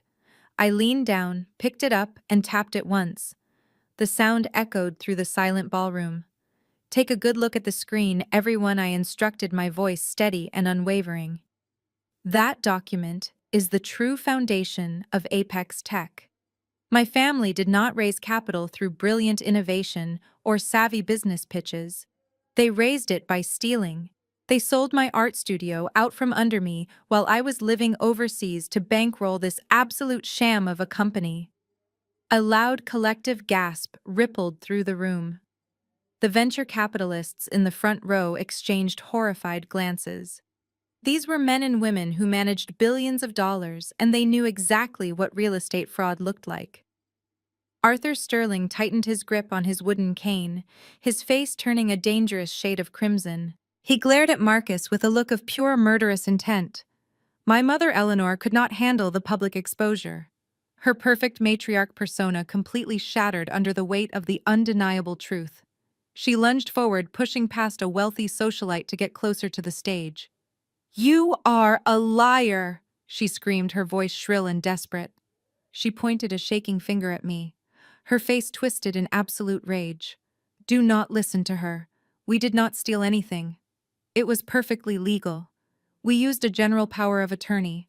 She signed it over to us years ago. We had the legal right to liquidate her assets for the benefit of the family. She is just trying to destroy her brother because she is a bitter, ungrateful child." The church elders standing near the back of the room began to murmur among themselves. My mother was frantically trying to spin the narrative, relying on her decades of manipulating the congregation. She thought saying the words "power of attorney" would magically absolve her of the moral and legal bankruptcy of her actions. She wanted the elite crowd to believe this was simply a misunderstood family financial arrangement, rather than a calculated heist. I looked down at my mother. She was panting heavily, her luxury handbag clutched tightly against her chest. I did not yell back. I did not need to raise my voice to match her frantic energy. I simply let a cold, hard smile touch my lips. "Legal?" I asked, my voice echoing softly through the sound system. Yes, the power of attorney document itself was technically a legal instrument. But was your sale of my property actually effective? No, not even close. I pressed a button on my phone, and the projected image changed. The quitclaim deed vanished entirely, replaced by a complex federal document bearing the official seal of the United States government. "You see, Mother?" I continued, pacing slowly across the stage. You and father were so blinded by your own greed that you failed to do any basic research. You saw a prime piece of commercial real estate and a daughter you thought was too weak to fight back. You assumed the power of attorney gave you absolute godlike control over my life and my finances. But a power of attorney only grants you the authority to manage assets that I personally own. I paused, letting the silence stretch out, allowing the heavy implication of my words to sink into the minds of the brilliant investors sitting in the audience. They were already starting to put the puzzle pieces together. I could see the dawning horror on the face of the lead venture capitalist. "I did not own that building when you sold it to Marcus," I announced, my voice ringing with absolute finality. "I gave up my personal ownership of that property 2 years ago.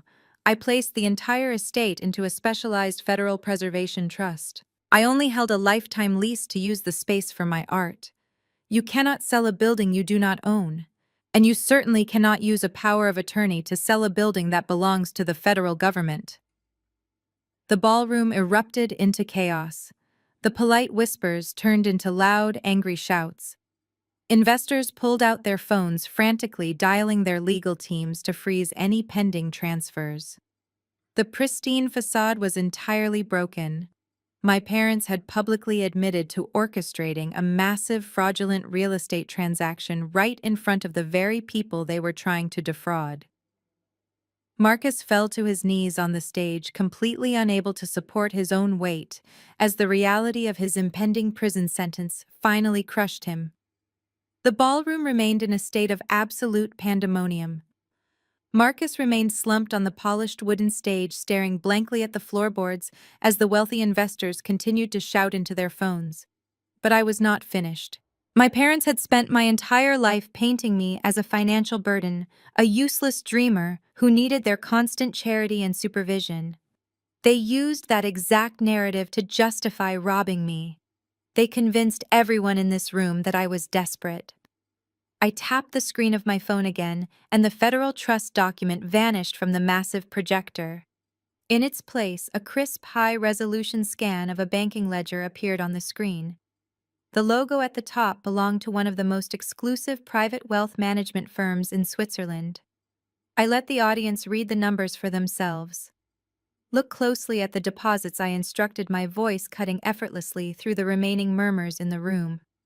"You have all been told that I am a struggling painter who finger paints for pennies. You were told my studio was just a useless hobby space wasting prime real estate. But if you look at the transaction history from my recent 6-month residency in Paris, you will see the exact opposite of a struggle." The ledger displayed on the giant screen showed 4 consecutive deposits. Each single transaction was well over 300,000 euros. They were direct wire transfers from the most prestigious contemporary art galleries across Europe. "I do not paint for pennies," I stated clearly, making sure every single person in the back rows could hear me. "My private commissions routinely sell for mid-six figures, and I currently have a waiting list of elite buyers that stretches well into the next 3 years. The art you saw in the lobby tonight, the pieces Marcus threw in a dumpster and then desperately tried to claim as his own, were worth more than the entire seed capital he brought to this company." I swiped my screen again and a new document appeared. It was the original deed of sale for the studio building from 7 years ago, clearly showing my name and a zero balance. "When I bought that warehouse, I did not take out a commercial mortgage," I explained, walking slowly toward the edge of the stage. "I paid for the entire property in cash. I poured $500,000 of my own hard-earned money into structurally renovating it to premium museum quality standards long before I ever placed it into the federal trust.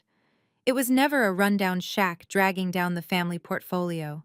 It was a highly valuable, debt-free asset that I owned, free and clear." I turned to look at my father, who was now standing completely frozen near the front row, his mouth hanging slightly open in pure shock. "You emptied my joint emergency savings account, claiming I owed you for raising me," I said to him, my tone completely devoid of mercy. "You thought taking $50,000 would leave me entirely destitute and desperate enough to obey you. You had absolutely no idea that the joint account was just a decoy. It was basically my petty cash fund, My actual wealth has been securely hidden away in protected offshore accounts completely out of your greedy reach for years. The elite investors in the audience were completely captivated by the display. The dynamic of the entire room had violently shifted. They were looking at me with a newfound, intense respect. I was no longer the crazy, jealous sister throwing a public tantrum. I was a self-made millionaire, a shrewd, highly intelligent businesswoman who had completely outplayed a room full of corporate sharks. Then their eyes slowly shifted back to Marcus. The contrast was absolutely devastating. Marcus was still kneeling in a puddle of his own nervous sweat, wearing an expensive tuxedo paid for by his father-in-law, trying to launch a fake tech company funded by a stolen building. He was nothing but an empty suit. He had never built anything successful in his entire life. The golden child, the supposed visionary CEO of the family, was a complete and utter financial illusion. He was completely broke and entirely dependent on the people he had scammed. Chloe stared up at me, her face entirely pale and trembling. Her wide eyes darted from the massive bank balances projected on the screen down to her pathetic husband kneeling on the floor. The brutal reality of her situation was rapidly crashing down on her. She had relentlessly mocked me at the cafe for not understanding real business, while she was legally binding her own wealth to a man who was an absolute fraud. "You wanted to know how real business works, Chloe?" I asked her softly, leaning slightly over the edge of the stage. "Let me show you exactly what happens when you do not read the fine print." I turned my attention back to the massive projection screen behind the stage. I tapped my phone one more time. The Swiss bank statements vanished entirely. In their place, a dense, heavily watermarked document appeared. It bore the unmistakable golden seal of the Department of the Interior and the bold heading of the National Register of Historic Places. The entire ballroom leaned forward in their seats. Arthur Sterling squinted his eyes, reading the dense legal text displayed in giant letters across the screen. I walked slowly, pacing the length of the polished wooden stage, making sure every single person in the room was listening closely to my next words. 2 years ago, I decided to do some deep structural renovations on my studio. I explained, my voice echoing clearly through the silent room. I wanted to expand my storage space into the lower foundation. But when my contractors broke through the basement wall, they did not find solid earth. They found a hidden sub-basement. It was a completely concealed room built deeply into the foundation itself, with a collapsed tunnel leading toward the old riverbeds. My parents stared at me completely bewildered. They had never cared enough to visit my studio or ask about my daily life, so this was entirely new information to them. I halted the renovations immediately. I continued. I brought in an independent team of historians and structural archaeologists from the local university. It took them 6 months of intense, careful research, but they finally verified exactly what we had found. My building was sitting directly on top of an unrecorded crucial stop on the Underground Railroad. It was a physical piece of deep, profound history. It was a sacred place where people who looked like me fought for their absolute freedom. A hushed, reverent murmur swept through the crowd. Even the wealthy venture capitalists looked deeply moved by the sudden revelation. My father, Reverend Thomas, turned visibly pale. He built his entire church reputation on uplifting the Black community, and he had just unknowingly bulldozed a major piece of our own heritage. "When you own a piece of history like that, you do not just pave over it," I said, looking directly at Marcus, who was still trembling on the floor. "You protect it at all costs." I knew that the commercial real estate market in Chicago was incredibly aggressive. I knew that one day someone with deep pockets and absolutely no moral compass would try to tear that historic building down to build a shiny glass tech hub or a luxury condo tower. I wanted to make sure that could absolutely never happen. "So I made a very permanent legal decision," I announced, gesturing up to the massive federal document projected on the screen. I worked directly with the State Historical Society and top federal preservation lawyers. I took the deed to my fully paid-off $1.5 million property, and I completely surrendered it. I placed the entire building and the land it sits on into an irrevocable federal historical trust. Chloe let out a small, suffocated gasp. Her wealthy father, Arthur Sterling, closed his eyes and slowly shook his head from side to side, finally realizing the absolute catastrophe his entitled daughter had married into. An irrevocable trust means exactly what it sounds like, I explained, speaking slowly and clearly so my family could understand the exact magnitude of their catastrophic failure. It cannot be undone. It cannot be reversed or altered.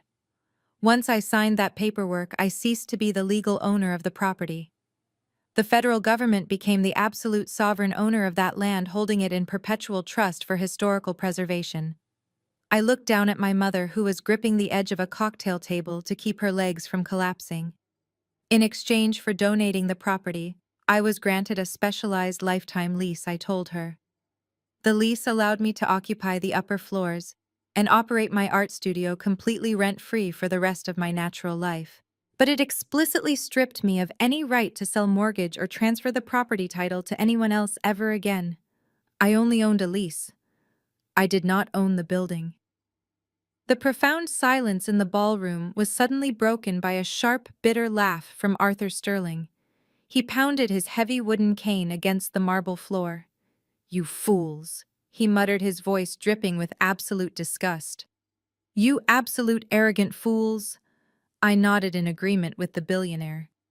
"Exactly, Arthur," I said, looking back at my terrified family.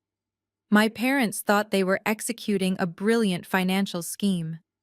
They thought their outdated power of attorney gave them the right to steal my property. But you cannot steal something I do not legally own. You cannot force a commercial sale on a property that belongs entirely to the United States government. The $1.5 million real estate sale that Marcus used to secure his venture capital funding was not just a simple administrative mistake. It was a completely fraudulent transaction based on a fundamentally worthless piece of paper. I stepped closer to the edge of the stage, looking directly at the lead investors sitting in the front row. They were already frantically texting their legal departments, but I needed them to hear the full extent of my brother's incompetence. A power of attorney is a powerful legal tool. I explained, my voice steady and commanding, but it has one very simple, very unbreakable limitation. It only grants the agent the authority to act on behalf of the principal regarding assets the principal actually holds in their own name. My parents were so blinded by their own arrogance that they did not even bother to run a basic title search before they drafted the sale documents. They assumed they knew everything. They took a 5-year-old medical power of attorney, marched into a discount real estate broker's office, and signed away a property I had legally surrendered to the United States government 24 months prior. The broker saw the old deed, saw their familiar faces, and pushed the paperwork through without waiting for the county clerk to verify the updated federal trust registry. My mother let out a small, choked sob, covering her face with both hands. She was finally realizing that her desperate attempt to secure the golden child's future had just placed her right in the middle of a federal fraud investigation. She and my father had forged a real estate transaction on a national heritage site, and because they forced that fraudulent sale through, I continued pivoting my attention back to Marcus. "I have to ask you a very serious question about your venture capital funding. When you signed the paperwork to secure that $3 million seed money, what exactly did you use to back the loan?" Marcus did not answer. He was completely catatonic, kneeling in the center of the stage with his head bowed. The heavy silence in the ballroom was thick with impending doom. "You used the building," I answered for him, projecting my voice to reach the very back of the room. "You leveraged the commercial property title as the primary collateral for your corporate loan. You told these brilliant investors that you owned a prime piece of Chicago real estate, free and clear. You used it to guarantee their massive financial investment." I turned back to the audience, making direct eye contact with the lead venture capitalist. "Ladies and gentlemen, Marcus Williams did not pledge a commercial asset to secure your money. Because the title he holds is completely fabricated, he inadvertently pledged a federally protected historical monument as his corporate collateral. He legally offered United States government property to back a tech startup that does not even have a working prototype. The lead venture capitalist, a stern-looking man with silver hair, stood up from his seat. His face was a mask of absolute fury. He pointed a long, angry finger directly at my brother. "We will have you in federal court by Monday morning, you absolute fraud," he shouted. "We are freezing every single cent of the bridge loan, and we are pressing criminal charges for wire fraud and falsifying corporate assets. You stole millions of dollars under false pretenses." Arthur Sterling, who was standing right next to the investor, slammed his heavy cane against the marble floor again. "And I am withdrawing my personal guarantee on that bridge loan." Arthur roared, his voice shaking with rage. "You lied to my face, Marcus. You sat in my office and told me the Environmental Protection Agency raid was a minor zoning dispute. You dragged my family name and my personal wealth into a federal crime." Chloe let out a piercing shriek of pure panic. "Daddy, no!" she cried out, rushing to the edge of the stage. "You cannot withdraw the guarantee. The contractors will sue us. The bank will seize my trust fund. Please, Daddy, you have to fix this." Arthur looked at his daughter with a mixture of profound disappointment and cold detachment. "I warned you about marrying a man with no real assets, Chloe," he said, his voice dropping to a harsh, unforgiving whisper. "You made your bed with this pathetic liar. Now you get to sleep in it. I am calling my lawyers right now. You are entirely on your own." Chloe collapsed onto the stage right next to Marcus, crying hysterically and pulling at her expensive blonde hair. The polished high society couple was completely undone, reduced to a sobbing mess on the floor of their own fake victory party. I looked at my parents standing paralyzed near the front row. The prestigious Reverend Thomas and his perfect wife, Eleanor, were entirely exposed. The church elders who had texted me such hateful messages were staring at them with utter disgust. They had used their religion to justify stealing, and now the entire community was watching them burn in the fire they had built themselves. But the trap was not entirely sprung yet. There was still one final piece of the puzzle that Marcus needed to understand. One final document he had willingly signed that would ensure he could never, ever walk away from this disaster. Chloe staggered to her feet, her mascara running down her flushed cheeks in dark, chaotic streaks. She pointed a trembling, manicured finger directly at me. "But you signed the quitclaim deed last week," she screamed, her voice echoing shrilly across the silent grand ballroom. "You met us at the high-end notary office. You sat at that mahogany table, you read the paperwork, and you signed the document right in front of us. You gave the property to Marcus. We have the stamped document to prove it. You cannot take it back now." I looked at her desperate, tear-stained face and let out a sharp, genuinely amused laugh. The sound cut through the heavy tension in the room like a cold blade. "Chloe, you pride yourself on coming from a wealthy real estate family," I said, slowly pacing toward her. "Your father builds massive commercial skyscrapers across Chicago. Did he really never bother to teach you the basic legal definition of a quitclaim deed?" Arthur Sterling groaned loudly from the front row, covering his face with his weathered hand. He knew exactly what was coming. He recognized the catastrophic legal trap his daughter had blindly walked right into. "A quitclaim deed does not guarantee a clear and free title," I explained, projecting my voice so the investors could hear every single word. "It offers absolutely no warranties of ownership. It does not verify that the grantor actually owns the property. A quitclaim deed simply transfers whatever legal interest I currently hold at that exact moment in time. If I own the building, you get the building. But if I only own a highly restrictive lifetime lease to occupy a federal trust property, then congratulations. That is exactly what you just acquired." Chloe stared at me, her mouth opening and closing like a fish out of water. The reality of her own ignorance was finally suffocating her.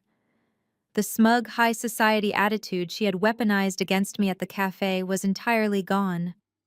By forcing me to sign that document and formally filing it with the county clerk, you did not take ownership of the land. I continued shifting my gaze to Marcus, who was still kneeling helplessly on the stage. You legally assumed my position as the primary occupant of the federal monument. You eagerly and completely voluntarily absorbed every single ounce of liability attached to that historic lease. Marcus slowly raised his head. His eyes were completely bloodshot, filled with a level of pure terror I had never seen in him before. His tailored midnight blue tuxedo suddenly looked like a cheap Halloween costume. I tapped my phone screen one more time. The giant projection behind the stage shifted instantly. The federal trust certificate disappeared and was replaced by the incredibly dense text of the original occupant lease agreement. I had digitally highlighted one specific paragraph in bright neon yellow so nobody in the massive ballroom could possibly miss it. Did you read the fine print before you called your investors to brag, Marcus? I asked, my voice dropping to a dangerous, unyielding whisper. Did you even bother to look at Clause 4.b of the Occupant Liability Agreement before you sent your demolition crew to my studio? Marcus did not turn around to look at the screen. He was physically shaking his chest, heaving, as he struggled to draw breath. I will read it for you, I offered cheerfully. Stepping up to the edge of the stage, Clause 4.b explicitly states that any occupant who initiates, authorizes, or executes unauthorized structural demolition on this protected heritage site automatically waives all rights to legal arbitration. The occupant accepts full and immediate financial liability for the destruction of federal property. The ballroom was so quiet you could hear the soft mechanical hum of the projector fan. The wealthy elite were watching a man get legally executed on stage. When you filed that quitclaim deed, you officially became the occupant, I stated, driving the final nail into his coffin. And when you sent that bulldozer crashing through the 19th century floorboards last Thursday, you officially became the destroyer of a national monument. You did not just break a minor zoning rule, Marcus. You triggered an automatic, non-negotiable federal penalty. Chloe let out another piercing wail, dropping back down to her knees. She grabbed her father's pant leg, begging him to do something to fix the nightmare. But Arthur Sterling stepped back firmly, pulling his leg away from her grasp. He looked down at his daughter with absolute disgust, treating her like radioactive waste. He was already mentally drafting the documents to sever his financial ties to her husband. You thought you were so incredibly smart, I said, looking down at my brother.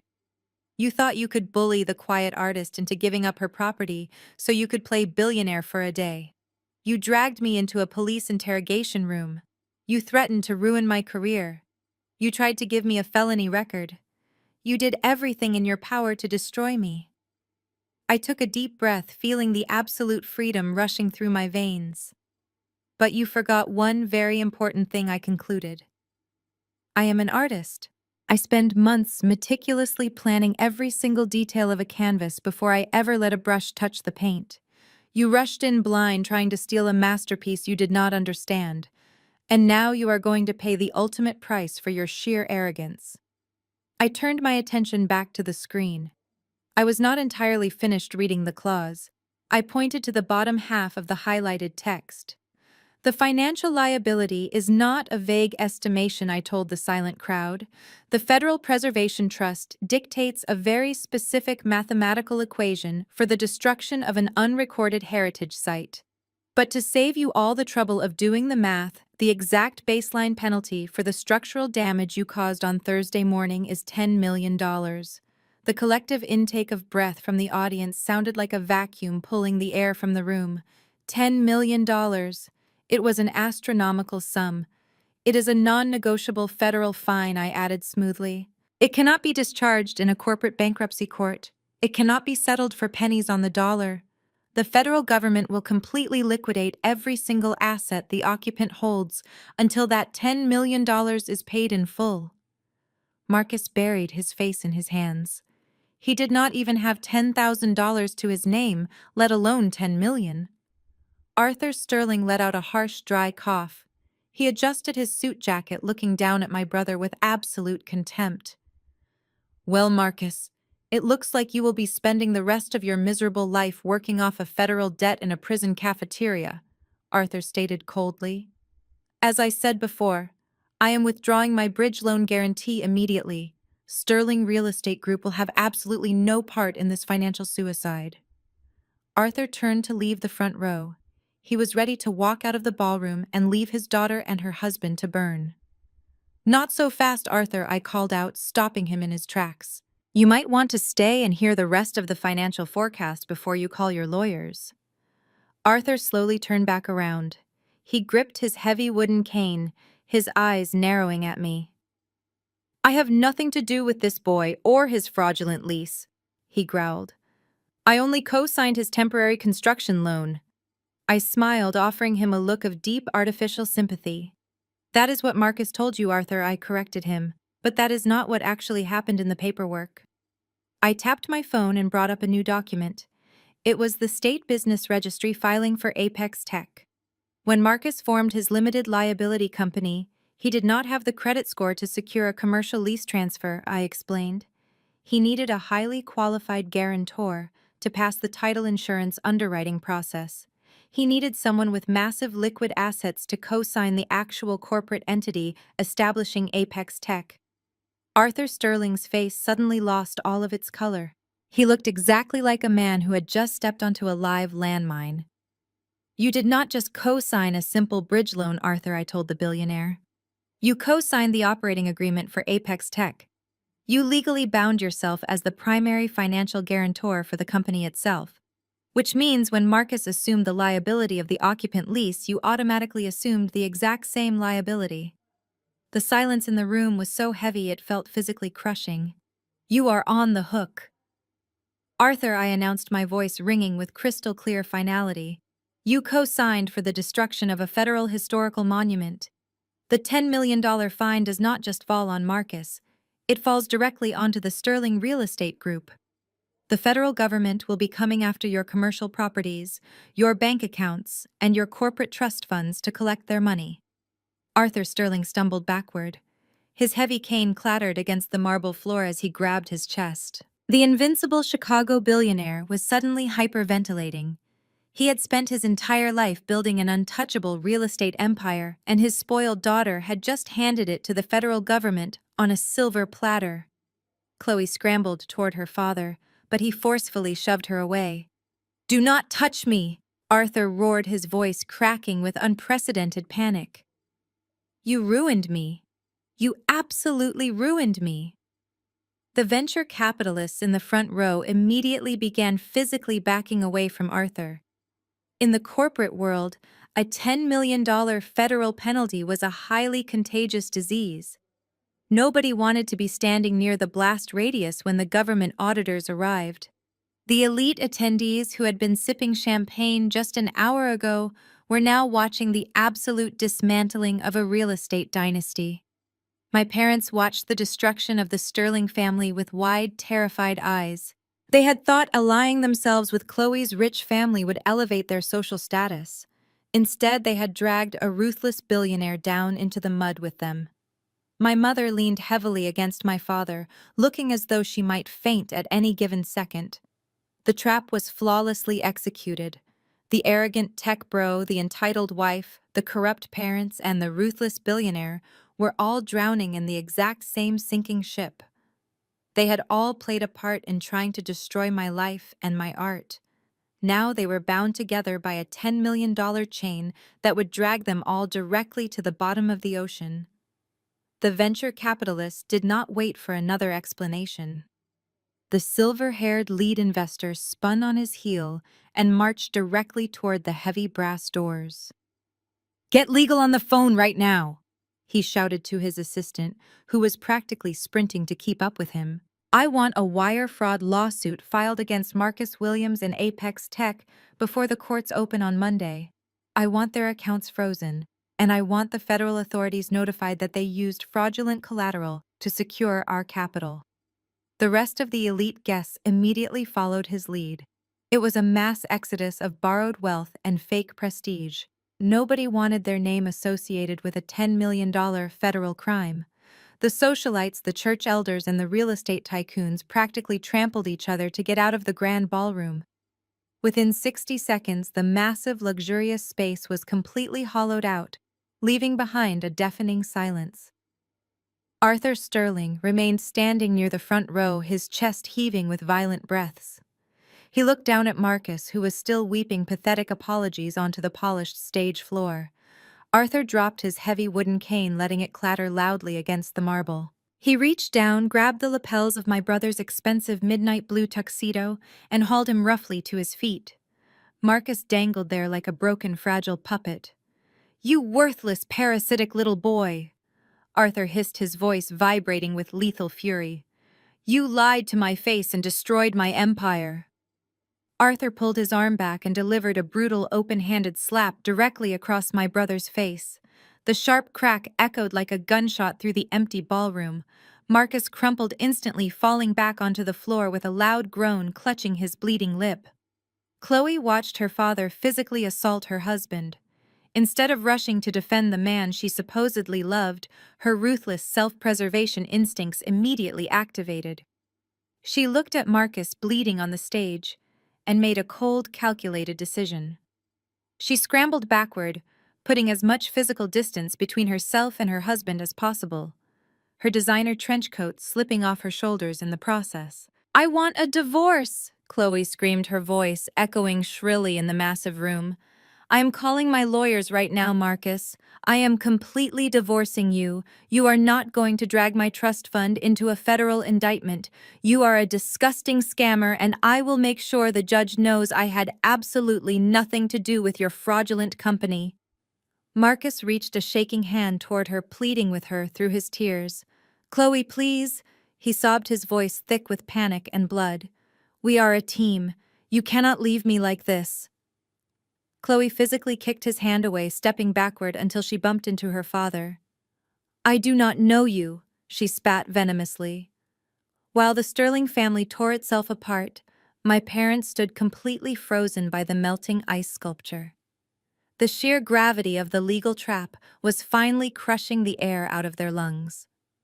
Reverend Thomas turned his head to look at Eleanor. His face was entirely devoid of color, his eyes wide with a horrific realization. "Eleanor," he whispered, his voice trembling violently. "The broker. We signed the transfer papers at the broker. We used the bank to route Zara savings to pay the fees." My mother let out a low, terrified whimper, gripping her luxury handbag so tightly her knuckles turned white. They were finally connecting the dots. They had not just made a simple clerical error. By initiating the illegal sale of a federal trust property, using a defunct power of attorney, and routing stolen money across state lines, they had committed multiple severe federal offenses. They were primary accessories to bank fraud and wire fraud. They were the ones who handed Marcus the loaded gun. "We are going to prison," my father choked out, staggering backward until his shoulders hit the wall. "The church, the congregation, we are going to lose everything." My mother finally collapsed, sinking to her knees right there on the cold marble floor. The perfect, pristine matriarch was gone, replaced by a broken criminal facing the absolute destruction of her holy facade. They had traded their own daughter for a few fleeting moments of fake high society glory, and the massive bill had finally come due. I stood alone on the stage, looking down at the absolute wreckage of the people who had tried to bury me. The catered food sat untouched on silver platters. The expensive champagne was completely flat. I calmly reached down and unplugged my phone from the audio-visual cable. The giant projection screen instantly went dark, leaving only the harsh gallery spotlights illuminating my stolen paintings. The launch gala of Apex Tech was officially over, and their entire empire had crumbled into dust. Exactly 1 month later, the Chicago skyline looked entirely different from the floor-to-ceiling windows of my new downtown gallery penthouse. The morning sun poured over the pristine hardwood floors, illuminating a massive open space filled with natural light and the comforting scent of expensive oil paints. I stood barefoot on the warm wood, holding a crystal flute of genuine vintage champagne. It tasted infinitely better than the cheap celebratory wine my family had poured at their fraudulent gala. I took a slow, deliberate sip and directed my attention to the sleek, flat-screen television mounted on the far wall. The local morning news anchor was looking directly into the camera, her expression perfectly serious as she delivered the top story of the hour. The graphic flashing at the bottom of the screen read "The Fall of Apex Tech and the Williams Family Scandal." I reached for the silver remote and turned the volume up just a few notches. The fallout from the disastrous tech launch continues to rock the Chicago business world, the anchor announced, her voice crisp and professional. Earlier this morning, federal prosecutors officially unsealed a 22-count indictment against Marcus Williams, the disgraced founder of Apex Tech. Williams is facing severe charges including wire fraud, bank fraud, and the unlawful destruction of a federally protected historical monument. The screen cut to live footage outside the federal courthouse. Marcus was being escorted down the concrete steps by two stern-looking federal marshals. He looked absolutely unrecognizable. The arrogant smirk and the tailored midnight blue tuxedo were completely gone. He was wearing an oversized gray county jumpsuit, his hands heavily cuffed in front of him. His shoulders were slumped, and he kept his eyes glued to the pavement, avoiding the blinding flashes of the aggressive paparazzi cameras. There was no wealthy wife standing by his side to bail him out. Chloe had filed for an expedited divorce the very next morning, taking her intact trust fund and fleeing to a private resort in the Maldives. Her billionaire father, Arthur Sterling, had aggressively severed all legal and financial ties to Marcus, leaving my brother to face the full wrath of the $10 million federal penalty entirely alone. The news anchor seamlessly transitioned to the next segment of the scandal. But the legal troubles do not end with the young CEO, she continued. His parents, prominent community leaders Reverend Thomas and Eleanor Williams, are now facing their own devastating legal battles. Following an intense internal investigation by the church elders, Reverend Thomas was officially forced to resign in absolute disgrace. Footage of my father's beloved church flashed across the screen. The massive wooden doors were locked tight. A temporary banner hung across the brick exterior, announcing the search for a new lead pastor. To cover the mounting legal retainers for their suspected involvement in initiating the fraudulent real estate transfer, the anchor explained the Williams family was forced to liquidate their primary assets. The historic family estate in the suburbs was sold at a steep loss in a desperate public auction yesterday afternoon. I watched the drone footage of my childhood home. The beautiful manicured lawn was cluttered with moving boxes. A bright red foreclosure sign was hammered brutally into the front yard. They had lost absolutely everything. The pristine reputation, the community power, and the generational wealth they had tried to steal from me had all evaporated in less than 30 days. They were completely bankrupt, publicly humiliated, and facing the very real possibility of federal prison time for their roles in the bank fraud. The universe had delivered its cold, calculated karma with absolute precision. I pressed the power button on the remote. The television screen instantly went black, cutting off the news anchor's voice and plunging the massive penthouse back into a serene, comforting silence. I set the remote down on a glass coffee table right next to my cell phone. Just as my hand pulled away, the phone screen lit up with a bright notification. It vibrated softly against the glass. I glanced down. It was a text message from a blocked number, but I knew exactly who was sending it. I read the preview text glowing on the screen. "Zara, please." The message read, "We have absolutely nothing left. The lawyers took the last of the savings. We are staying in a cheap motel by the highway. Your father's heart cannot take this stress. He is asking for you. We are so sorry for everything. Please just call us back. We are still your family."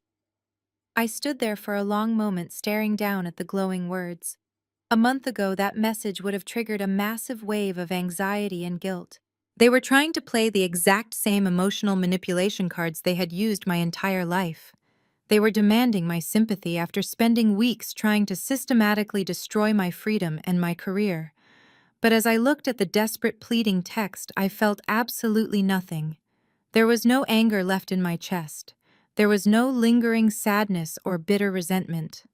There was only a profound, unbreakable emptiness where my familial obligations used to be. They were strangers to me now, strangers who had made a terrible gamble and lost everything. I reached down and picked up the phone. I did not type out a furious reply. I did not call them to gloat or demand a better apology. I simply held down the side button until the power off slider appeared on the screen. I swiped my finger across the glass.